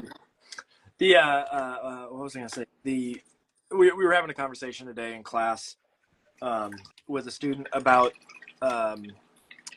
their project where they're making Christmas cards, and like they're designing different Christmas cards. And one of the things that we were talking about is like the sparkle. Yep. And getting the sparkle in a piece, which is not always like, it's not as straightforward as literally putting a sparkle on it and saying done. Sometimes the sparkle is some other weird technique or a different approach or whatnot. But like, yeah, when you have something that's about magic, you kind of have to get that glow. Yeah, you have to have some sort of sparkle in some way for it to make sense. And painting with light is just, it's an interesting challenge. Thomas Kincaid? Yeah, baby. A little bit. Those glowing lanterns. Yeah. But yeah, no, like painting with light, I think is just, it's really important to play with. I think that it really can transform your work. And like I said, for a story like Manolo and the Unicorn, some manuscripts require that kind of treatment. Is there a subject that you're like dying to do at some point with the book? I mean, obviously you have other books coming out, so clearly there is an interest in continuing this process, but of course, I feel like, well, actually, we were just talking about magic. We were talking about magic, but I'll tell you what, I think I'm actually I'm I'm taking a break from it in one of my unannounced releases. Finally, a book with no magic in it at all. So we'll see what happens when I take my crutch away. It's just Um, Dullsville. just Boring. Dullsville. Yeah. Boring. But don't worry. I have plans to return to magic very quickly after that one. Okay. I think what my biggest plan is, I want to lean back into writing again. I Okay. feel like I've just been illustrating, which there's nothing wrong with that. But I feel like it's time. I've taken enough of a break. And I feel like for me, writing isn't something that I'm sitting down and doing in my spare time. Like I have to carve out and make it a point to do that, if that makes sense. Yeah. So I've been trying to I've had that on my list for a while, but you know, like sometimes a project will come knocking, you know, like I never know when Kirsten's going to call me and be like, hey, here's the thing. And I'm probably going to jump on it. Yeah. I spent years, and it sets me back. I spent years in that same boat of like wanting to write, but I was jumping from project to project. It's impossible. And not really being able to find the time for the writing in the same way. Now, could I have found time? Yes. Would it sacrifice? Would it have killed you? Yeah. Yes, would it have been painful and brutal? Would you have sacrificed eating and sleeping? Yeah. That's the one thing that I've had to talk about with a therapist. Like sometimes, like if I'll be asked by like an art director, like does this timeline sound like doable or something? Mm-hmm. And like they're just genuinely wondering. And like I always would say yes. And in my mind, like I was saying yes, and I'm realizing I'm like, yeah, I just had to sacrifice like sleeping and like doing like activities that were like human. Like, well, so it's like, yeah. The equivalent of the book that I'm working on now is due at the end of the month, and I will probably get it done. I think I'll be very close. And they said, you know, if you need extra time, let us know. And I really, really, really want to make it in the time frame that they've, you know, proposed, even though I know that they could extend it and whatnot, but just like the pride factor of I can do this. I would challenge you to miss it. Yeah.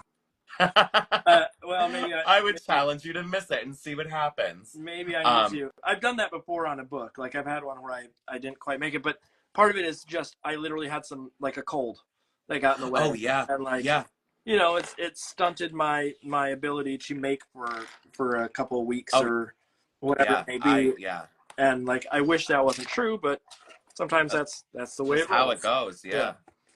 I remember that happened to me. I missed something. It was important too. It was like, well, I didn't miss it, but it was a cover, and you know, covers are really important. And I was dying, and I was like, well, I'm like maxing out on Dayquil, but I'm gonna get something put together for this cover, and I did. So yeah, deadlines are there's something, huh?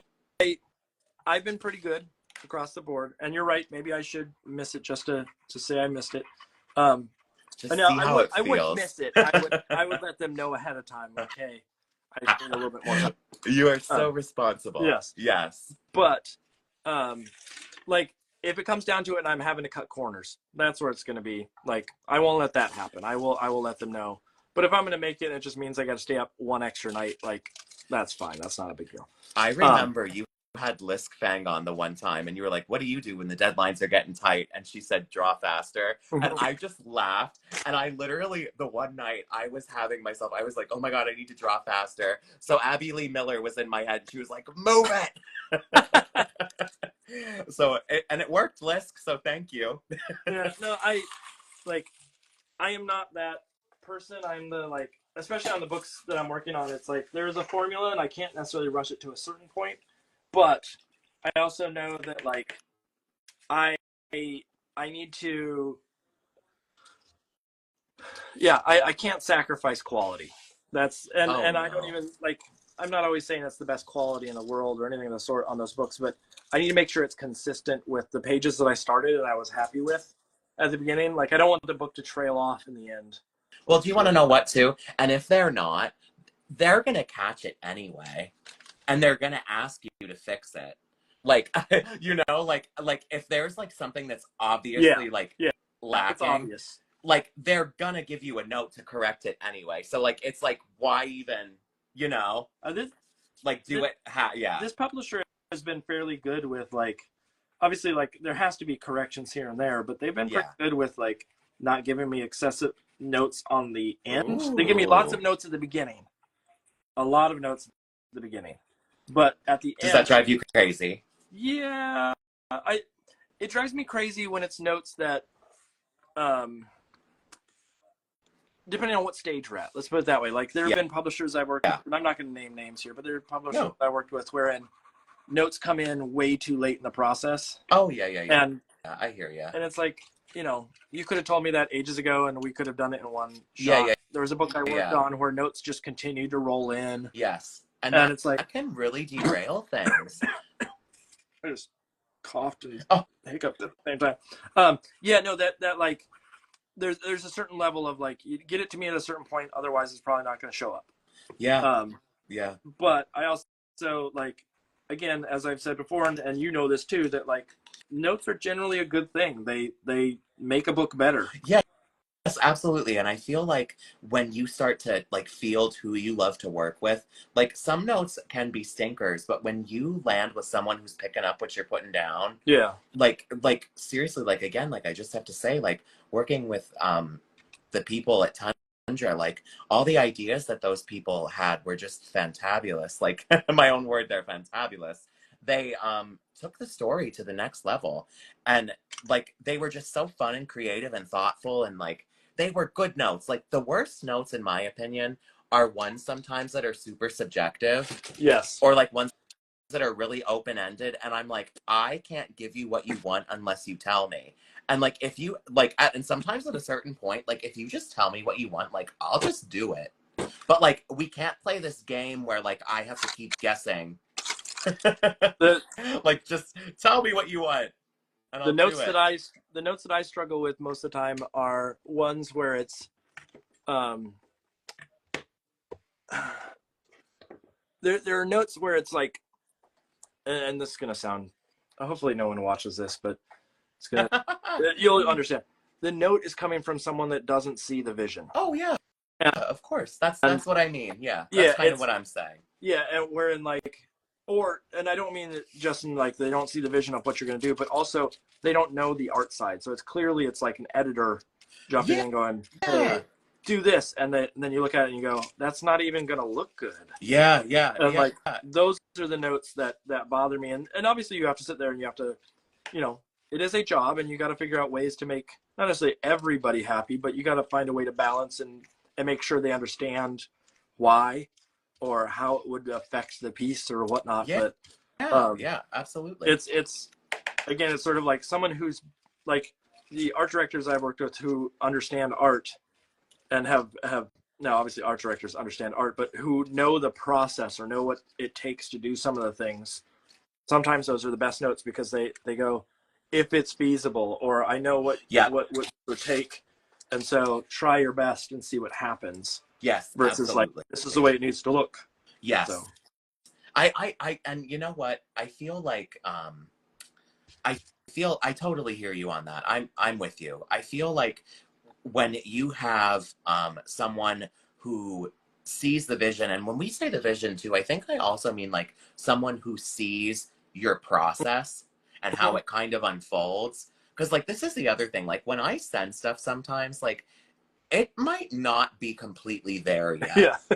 But like it's gonna get there.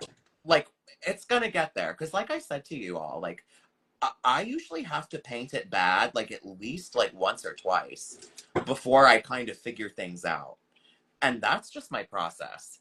And you know, I used to really hate that, but it was Rebecca Green who did a blog post once about her process of doing the picture book for it. Was a great French tightrope walker. Yeah. Yes, I don't want to butcher the name. Madame something. It's in my shelf, but I can't think of the name either right now. Yes. So it was wonderful. And she did a blog post, and it was about the process of that book. And she was running out of time. Every painting was not going how she wanted. She literally was throwing everything in the garbage. And she was like, it got to the point where I literally cried. And I'm like, wow, I can relate to that because I have literally been there. Yeah, picture books have made me cry, like 100%. Like, I've gotten that frustrated sometimes. And it's not with anyone, it's just like with yourself and with the process. Like, you know, like when time's running out and it's not happening, like, what do you do? There's no guidebook for that. Like, you can't force yourself to have a good day. It just kind of has to happen. And isn't that the most like painful part of it? Like, it's like waiting for lightning to strike sometimes, I feel like. But once it clicks, boy, does it click. And that's what happened with her. She was like, I sat down and it clicked. And then I just rolled with it. And I'm like, that is the artistic process in a nutshell. Like, you cannot, like, it's like moving. Like, I feel like you can't control it. You can't predict it. Like, Yeah, that's the, yeah. You can't force something No. that's gonna fight you the whole time. Yeah. I see there's a question here from Teacher Marin that I think is a good question for us to jump on. Please. It says, do you, and this, I don't know, I may have answered this for them, but I think it's a good question for you. Do you complete your spread simultaneously or chronologically, or like, how do you go through the process? Good question. So I think I pick key moments first. So like, for example, in Manolo and the Unicorn, like there's a part where it's like the unicorn reveals itself to Manolo for the first time. I'm gonna start there because that, to me, I'm like, that's where the magic's at. And also, when you're handing in, like, usually the way the book process works is your publisher is gonna want like 4 sample spreads. Mm-hmm. And usually the 4 sample spreads, they like them to be like a broad range of color. So like, you kind of want to spread out, like, to make them happy. So like, I'm gonna start with this spread because that's the heart of it. And I'm like, even if I just send them this one spread, like, that is the heart of this story. So that's a good one to sell them first, so we can kind of make sure that we're all on the same page here. Yeah. And then from there, like, so I'm like, okay, here's the scene where the unicorn reveals himself. So the opposite of that is going to be like the red scenes when Manolo is bullied. So I'm gonna have to do one of those because that's gonna be like our other end of the spectrum in terms of printing. Do you when you're doing those choices, like I have a process for mine wherein I work on parts of a page, and so it's that, like, because you're working on sort of a singular, and there's a lot of play. Yeah. With yours, the books that I've been working on, there's sort of like, there's a set style because it's been, it's a series, and so I got to make sure it matches. Oh. So what I do is I definitely like work on a character and then move on to the next page and work on that character again, and then work on another thing, or I find sort of connections. Like right now, the pieces I'm working on all have essentially a lot of snow in them, and so it's like to just make it so I don't have to figure out what the hell I'm doing every twist and turn. I do it that way. But when I picking out what pieces to do as samples or what pieces to work on, there's this, like, I know there's a challenge, and I say this to students that are interested in this as well. Like, you need the big pizzazz piece that has to be with them. Mm-hmm. And that may be the piece that sets stuff apart. But I also think, like, you need that's for the meetings too. Yeah, like those sales meetings. Yeah, you got to balance it with like a quiet moment at the same time, so you're not like then spectrum. You might need something that has a lot of characters if you don't have that. But if you have a lot of characters in one of those other ones, maybe you don't need something with character, but you need something with setting. Or like, it always depends on the project. So I don't think there's like always, the one answer. Yeah. In those cases, but it's always interesting for me to hear sort of like, how people make their decisions, because it sounds like everybody relatively is thinking the same way. Not necessarily they do the same thing, but they think the same process of like what is needed to show the depth, and that depth. I also think is so important too that I kind of skipped over is like when we have to sit and like paginate ourselves too. Like I don't get a manuscript that's broken up. I mean, it might be, but like that doesn't mean that's the way that I'm gonna do it. So like I'll usually set up like a stack in Procreate, and I will make like all the spreads, and like I'll start paginating that way, and then I basically have the whole book laid out, and then I start like thumbnailing. Now, are you saying for your own work, or are you saying for something that other people have written? Both.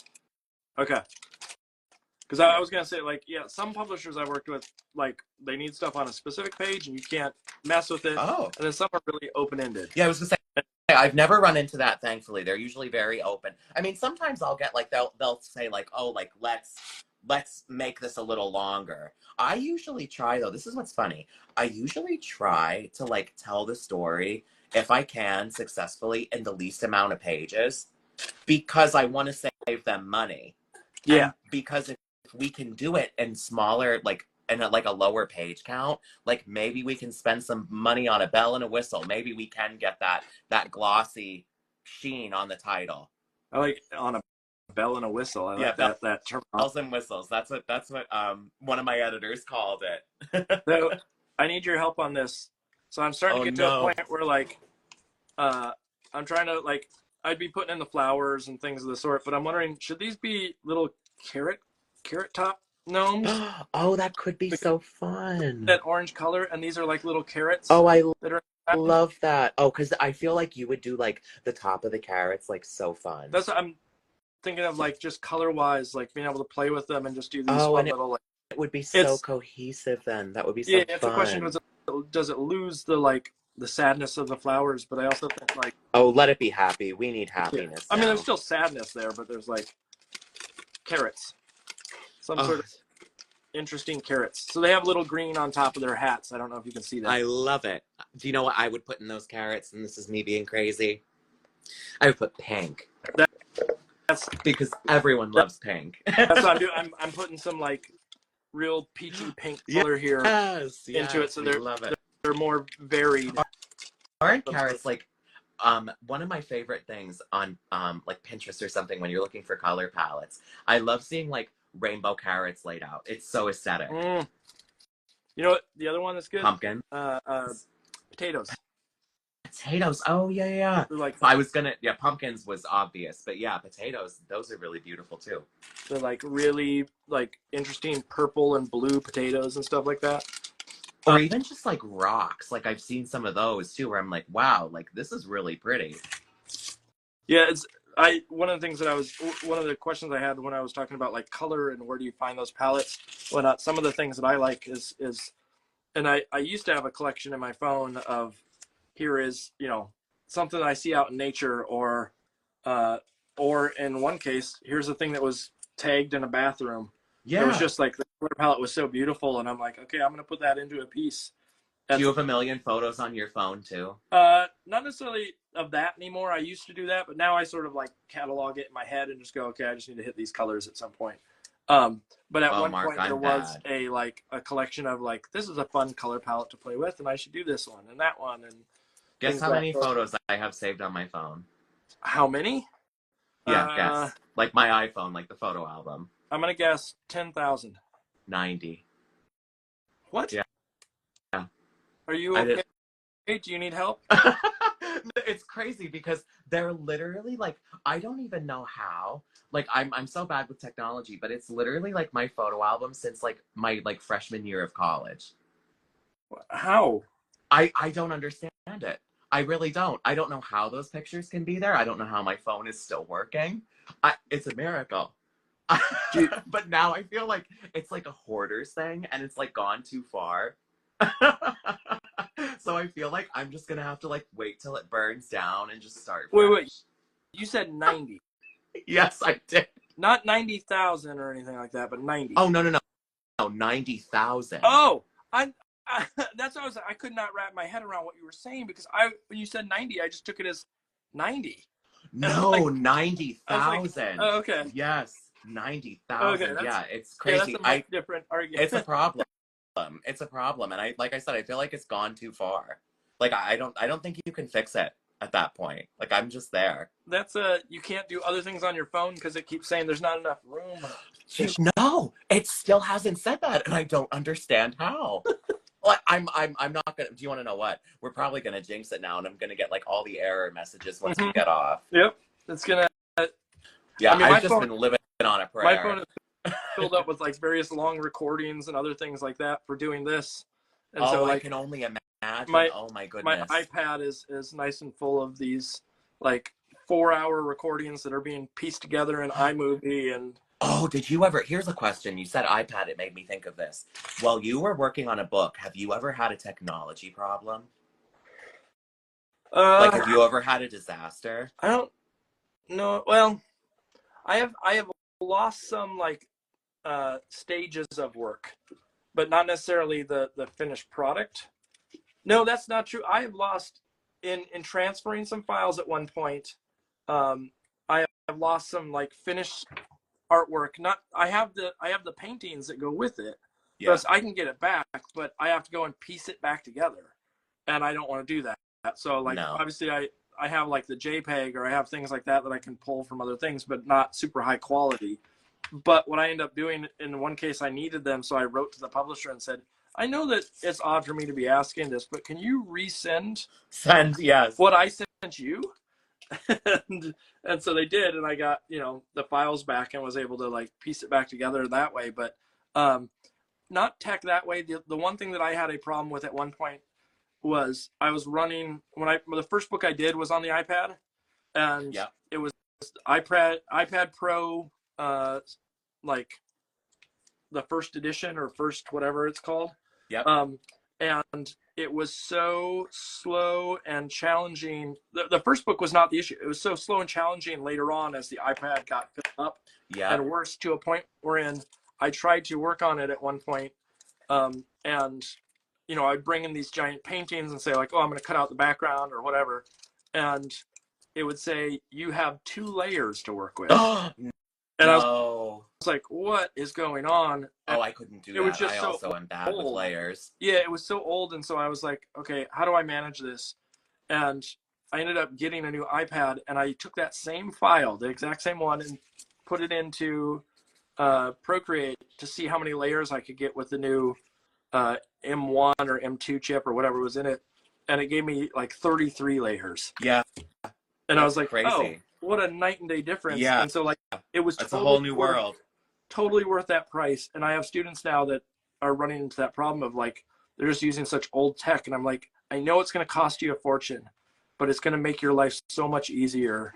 Yeah, you've got to try to fight this for the rest of your life. I had an iPad completely die. I lost like, I lost an entire dummy.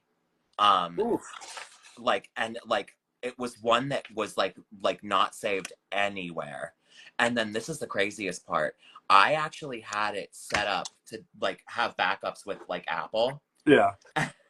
And literally when I was on the phone with my Apple Genius, like, please, like, this is just my life. They were like, well, your latest backup is corrupt. And I think that was a mistake on our end.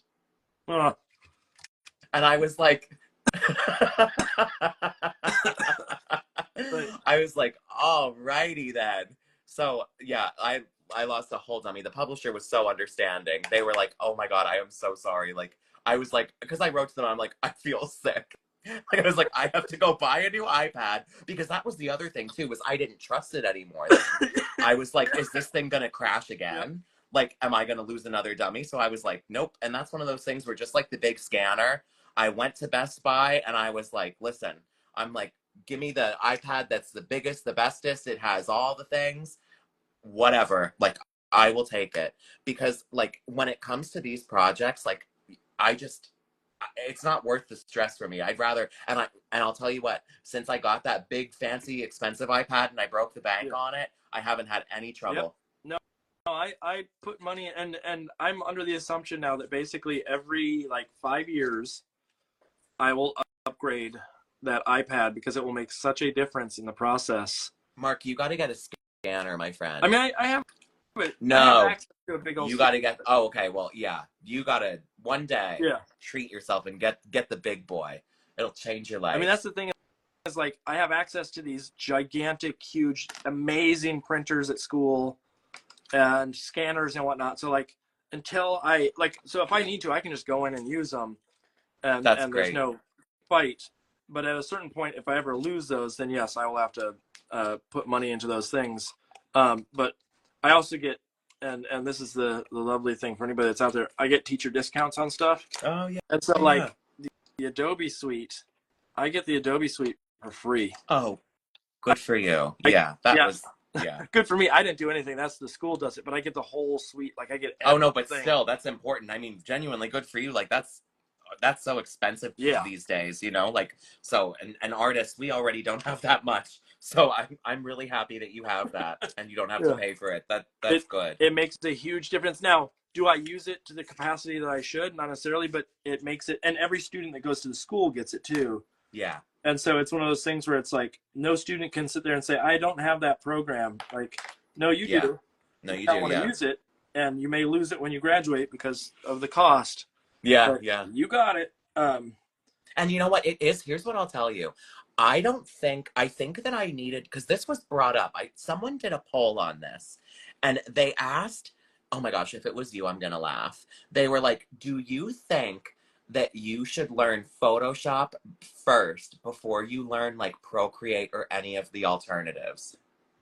It was not me, but I have asked things similar. Yes. But it's that, and I understand the sentiment of like, how much is Photoshop necessary? I think I needed to learn Photoshop first, only because I feel like all those other tools are based off of Photoshop. Yeah. Like Photoshop like is the blueprint in a way. No, I agree. Yeah. Like I think Photoshop has stuff now like vector brushes and things of the sort. And so it's also do I like it as a program? Not as much as I like some of the other Adobe products. Like I love InDesign. Yeah. Well, do you know what it's like too? In music, the industry standard is Pro Tools. Yep. But some people say like that it's a little difficult. It's like great, but it's also kind of antiquated. It doesn't work on a Mac. Yep. Like it's a PC program. Like so it's like it's kind of like Photoshop is kind of our industry standard in a way. So it's like even if you don't love Pro Tools, everyone's working in Pro Tools. Pro Tools is not on a Mac. It used to be. I think it's maybe there is. It's Mac has like Logic and like different audio interfaces. Oh. Maybe now you can do Pro Tools, but I'm pretty sure Pro Tools is PC only. It may be now. I had it on a Mac ages ago. Oh, but that was 20 years ago. So I don't. Maybe they just stopped. Yeah. You know, sometimes they stop. Who knows? Make it like you can't use Adobe Flash or whatever, or Flash Player. Oh, Mark, do you know what? You're right, because I'm going to tell you something. I used to have a Cintiq tablet, like when you would, like a USB one. Yeah. And they, the driver stopped working. And the company that made it, they wouldn't even give me a refund. And they said it wasn't, it was Apple's problem because they wouldn't give them the drivers or something. Yeah. Like it was... Like something like that's been going on, so I bet it would be something like that would derail that. That's why that old iPad was an issue for me. It was they used to stunt.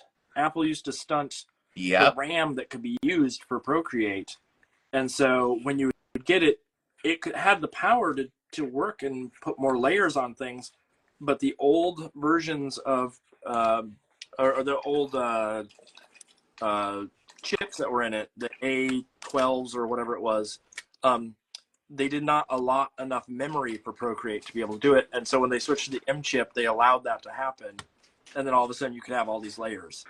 But it was Apple that did it. And, you know, like, it's kind of sad that they stunt stuff that way. But at the same time, like, you know, there's a reason they want control over, like, quality. Yeah. In certain instances, but it also can be challenging for those of us that have worked in certain programs for a long time or what have you. Yeah, it was really tough, and you know, it was a real pain because the tablet was still good. Yep. Like, it was a real bummer. And they were just kind of like, yeah, too bad, so sad. So I was a little bit of a Karen on the phone, and I was like, well, I'll never buy another thing from you again. And did you? But yeah, did you? No, never again. I stuck with the iPad and I haven't gone back. Yep. Okay. It's tech is challenging. I think as I get older, and I imagine you'll run into this too. Like I said at the beginning of this, like there's a certain threshold I'm willing to try. And I know that there's plenty of people too that are just like in the same boat. They're potentially even older than me that are, you know, it's not that they don't want to learn new things, but it's they have their way, and it's more problems to try to adapt to something new than it is to just continue with the method that they know. Yeah, just roll with what you got. I think I'm starting to get to my stopping point for the night. Yeah, I think I'm getting there too. I'm slow. Yeah. So I just wanted to say that for anyone that's still hanging out, yeah, thank you so much for spending the night with us. And I again, I apologize, I'm so slow, but I think what's so fun about these talks is also the transparency that we can have. And I hope that if there's anybody else out there, any other tortoises, I hope that you feel validated and know that you can do books too. Don't worry. This is, yeah, it's not just tortoises, but that if there's anybody else out there that's like really just unsure what they can do or like what's allowed, or you know that we struggle with stuff. We are challenged by the world and the industry. And I again, this is like the equivalent of, we started out the conversation tonight, and I mentioned it right at the top of, it was in part one, I'll say in part one.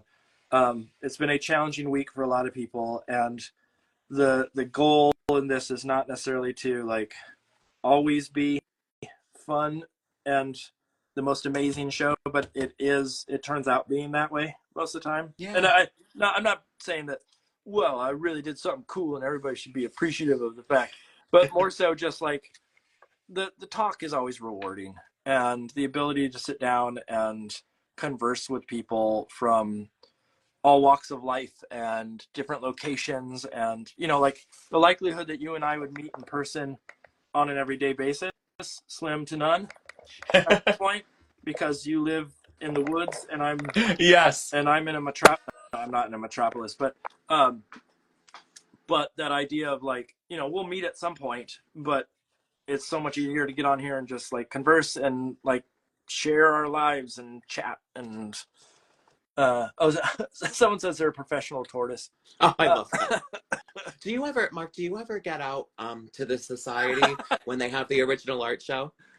No, I am not a big city folk. Okay, yeah, that's fine. And so like, I would like to go down there. Like I said the last time, it's going to sound, I don't even know if I'm allowed to say this really, but I'll say it again, that I just judged one of the things for Society of Illustrators. But like last time I was down there was when I was in college. What? Yeah. It's not that I just like getting down to New York is scary to me. Oh, I hear you. Just the trip that I took there, it was a lot. Yeah, I need it to be really planned out. I don't like the unknown, and New York is very unknown to me. Yes, you know what? I've learned that you have to be really like flexible and like really go with the flow and be able to kind of roll with the punches, and that is like the like secret of my nightmares. Yeah. Yeah. So I'm with you on that. Like, but I've been to Philly and many times now, and like, not to say that I would be super comfortable, but when I went down there for the ALA convention one year, like I knew enough of where I was. I was staying in a hotel that I'd been to before, and like it didn't scare me really. But yeah, New York is like a whole different ball game to me. I get lost too. Yeah. My compass gets thrown off there. I'm still learning, but even though every time I go back, I still feel like I'm crooked. It's just, I don't want to drive. Like, I don't like driving into Boston. Oh no, I don't like driving anywhere. Yeah. It's one-way roads up here sometimes, and like I've gone the wrong way once, and like that scares me. So yeah. Oh my goodness. Well, you know, the last society show I was at, I went, I was super nervous because it was the first time I was meeting my agent in person too. Okay. So I was like, gotta do that. and I just ended up, it was so much fun. But one thing I remember though, down in the gallery, oh my God, it was so hot. Everybody was melting. And that is also my kryptonite. I am hot-blooded. And if it is hot somewhere, like I'm literally the kind of person, like in my tote, I literally have like a handheld fan. I do not do the heat. I am a princess in that regard.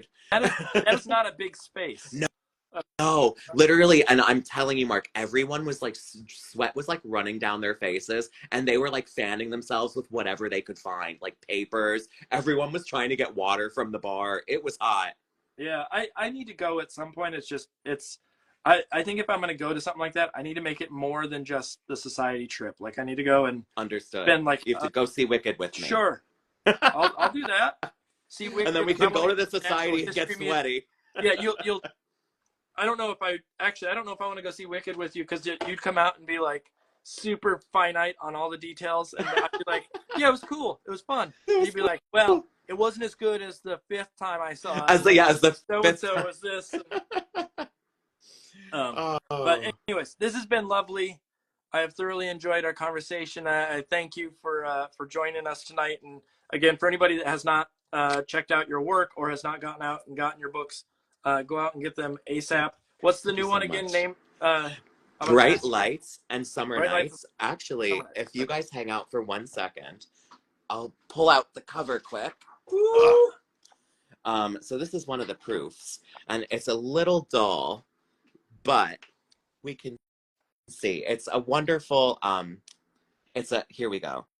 It is a luminous bedtime journey through the summery dream world of a restless baby in this enchanting picture book lullaby. Wait, did you just read that off of something? Yes. Oh, you read it off the back. Our back cover, yeah. I'm watching a delayed feed, and I was like, that sounded really canned. That was like, how did you have that one? I'm just coming that right out. Yeah. And I'll give you guys one more little, also on the back, a little snippet. It's fireflies and mystic moon and brilliant night, filled with friends and firelight. Aww. So that's a little taste of what's to come. I worked really hard on this book, and it was really fun, and it's one of my most favorite projects. So I really hope that you guys take a look at it and let me know if you like it. And don't if they don't. Yeah, and don't if you don't. And Mark, before I go though, I would love to see, like, hold your piece up. It's so pretty. I need some details. I'll do this. Well, first of all, you and I, at the end of this, not necessarily tonight, but when you get a chance to post it, tag me. I'll do the same. Added little trees at the top, but I'll do this. I love it. It's just so beautiful. You can see, like, that's so that are in there. Fun. I'm so inspired by your work. I just want to tell you, I feel like I've been talking about myself a lot. No, but I really mean it. I have been dying to do collage, and whenever I see your work, it's the push that makes me want to try it. Every time I've done it before, I've kind of stunk at it, and my editors are like, please stop doing collage. Well, my agent knows that I do collage, but like the next book I'm working on is the first time I get to do it for a book. And so I'm very excited, but it could go awry. I don't think so. You just do such beautiful stuff, and the way that you're working with color and everything, like, it's just so beautiful. Thank you. And I feel like our pieces are complementing each other today. They are. We got, so fun. I chose colors that I thought you might like, and so. I love it. Again, seriously, thank you so much for having me. I get so lonesome. Okay. So if you're ever bored and you need a guest, invite me again sometime. I will. There's at a certain point we're doing. We'll do this again at in December. We're doing what's called a game and doodle. Oh. Where I have on 3 other people besides myself. My wife hosts it, and she gives us art challenges. We have a little spinning wheel, so it can be like, combine things together and odds and ends. And people who are up for that, like weird, like, one of the ones we did was draw cartoon characters that you're not 100% sure what they look like anymore. Like they're far enough removed. Oh my God. Like if you had to draw Scooby-Doo, like we all understand what Scooby-Doo looks like in our head, but could you actually draw Scooby-Doo? And you compete against the other people. Not that there's a prize, but just like be silly. And so at some point, we'll do another one of those, and I'd happily invite you in. You're so sweet. So, anyways, go have a lovely evening. I really do appreciate you taking the time. and I'll be in touch. Yes, you too, my friend, and everybody who is tuning in with us tonight. Thank you so much. I really had so much fun. Good. Okay, everybody, Take care. Go buy those books. Good night. All right. Since now that he's gone, yeah. No, I'm just gonna wrap up and say a couple other little odds and ends at the end here. This is just for everybody that's watching. My wife is still watching, so here, I'll do this. I will switch the camera. Whoa! Flippity doodah. Here I am. Whoa! I got a big forehead. Because I have like 10 minutes, I'm not going to use the whole 10 minutes, but I did want to sort of, again, for those that didn't tune into the beginning, a little statement sort of about the way things are. I sort of led off the night with that. I hope that these Gabbing Doodles sort of are a good holistic sort of, in a time like this, that people can tune in and enjoy. And wow, it's really high up. Oh, that was weird. Can you see the floor? You can probably almost see the floor. I look very little. But I hope that people can tune in and enjoy and listen and, you know, take their mind off of things. I said to students today that I want to make sure that people don't run in fear, that they run to fight, if that makes any sense. That they sort of are not running away, but they're running towards the fight with their art and with their ability to make change on something like this. And I really, really think that we as artists have the ability to do something that is special and that can make a difference. And you know, some of it is not necessarily that it's going to make a difference with people that are out there now, but make a difference with the younger generation, the kids that are growing up now. Like, even seeing in my own son some of the empathy that he has for other students and his peers and things of the sort, I think is really amazing and heartwarming as a parent. And I know that there's, you know, outside of the context of what's going on in the world, I think that we as artists need to be supportive of each other and lift each other up. And like, originally, I had a drawing that's around here somewhere that was what I was going to do, the other option. I don't know where it went to, but that's what this piece, even though it's you know, it may not be like, hey, here's political stuff. It's this idea of like coming around to help the person that's in trouble or the person that's struggling. And know that I support, I'm not even like looking at the camera, I'm like looking down. Let me do this, I'll look at the camera. That I have love for all the people that tune in. I have love for art and for the people that join me on here. And, you know, it's a time to be a little bit reflective, I think, in some sense. But I think it's soldier on. We can make a change and we can fight for better things. And I think the thing that is probably the hardest for people to do is to like to sort of like get back up. And if people need help getting back up, ask for help in a situation like this. Find people that are your support group. I know that if I could, I would go and help everybody out, but obviously not everybody is next door to me. But I really think that we are a community that is powerful and can make a difference. And, you know, it may take a few years down the line to reach the right audience. But I think we can do it. So anyways, that's it for the night. I'll leave it on that. I really appreciate you all, and go have a good evening, and I will see you next week. Next week we have on, oh no, I just like, I've been thinking about so many different dates with these. Next week is Lauren. She's gonna help me in 1 second.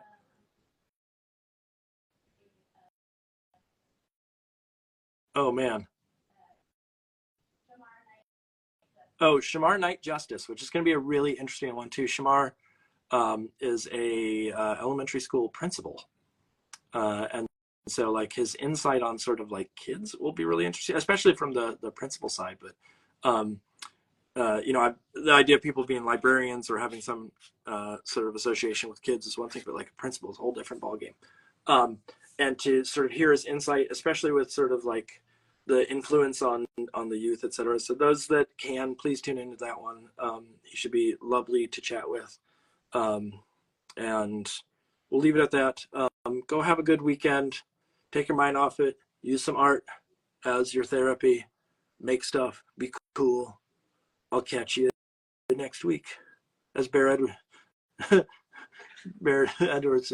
Yeah, right on. Right on, baby. That's hip, right? All right. I'll leave it at that. Y'all have a lovely evening. Good night.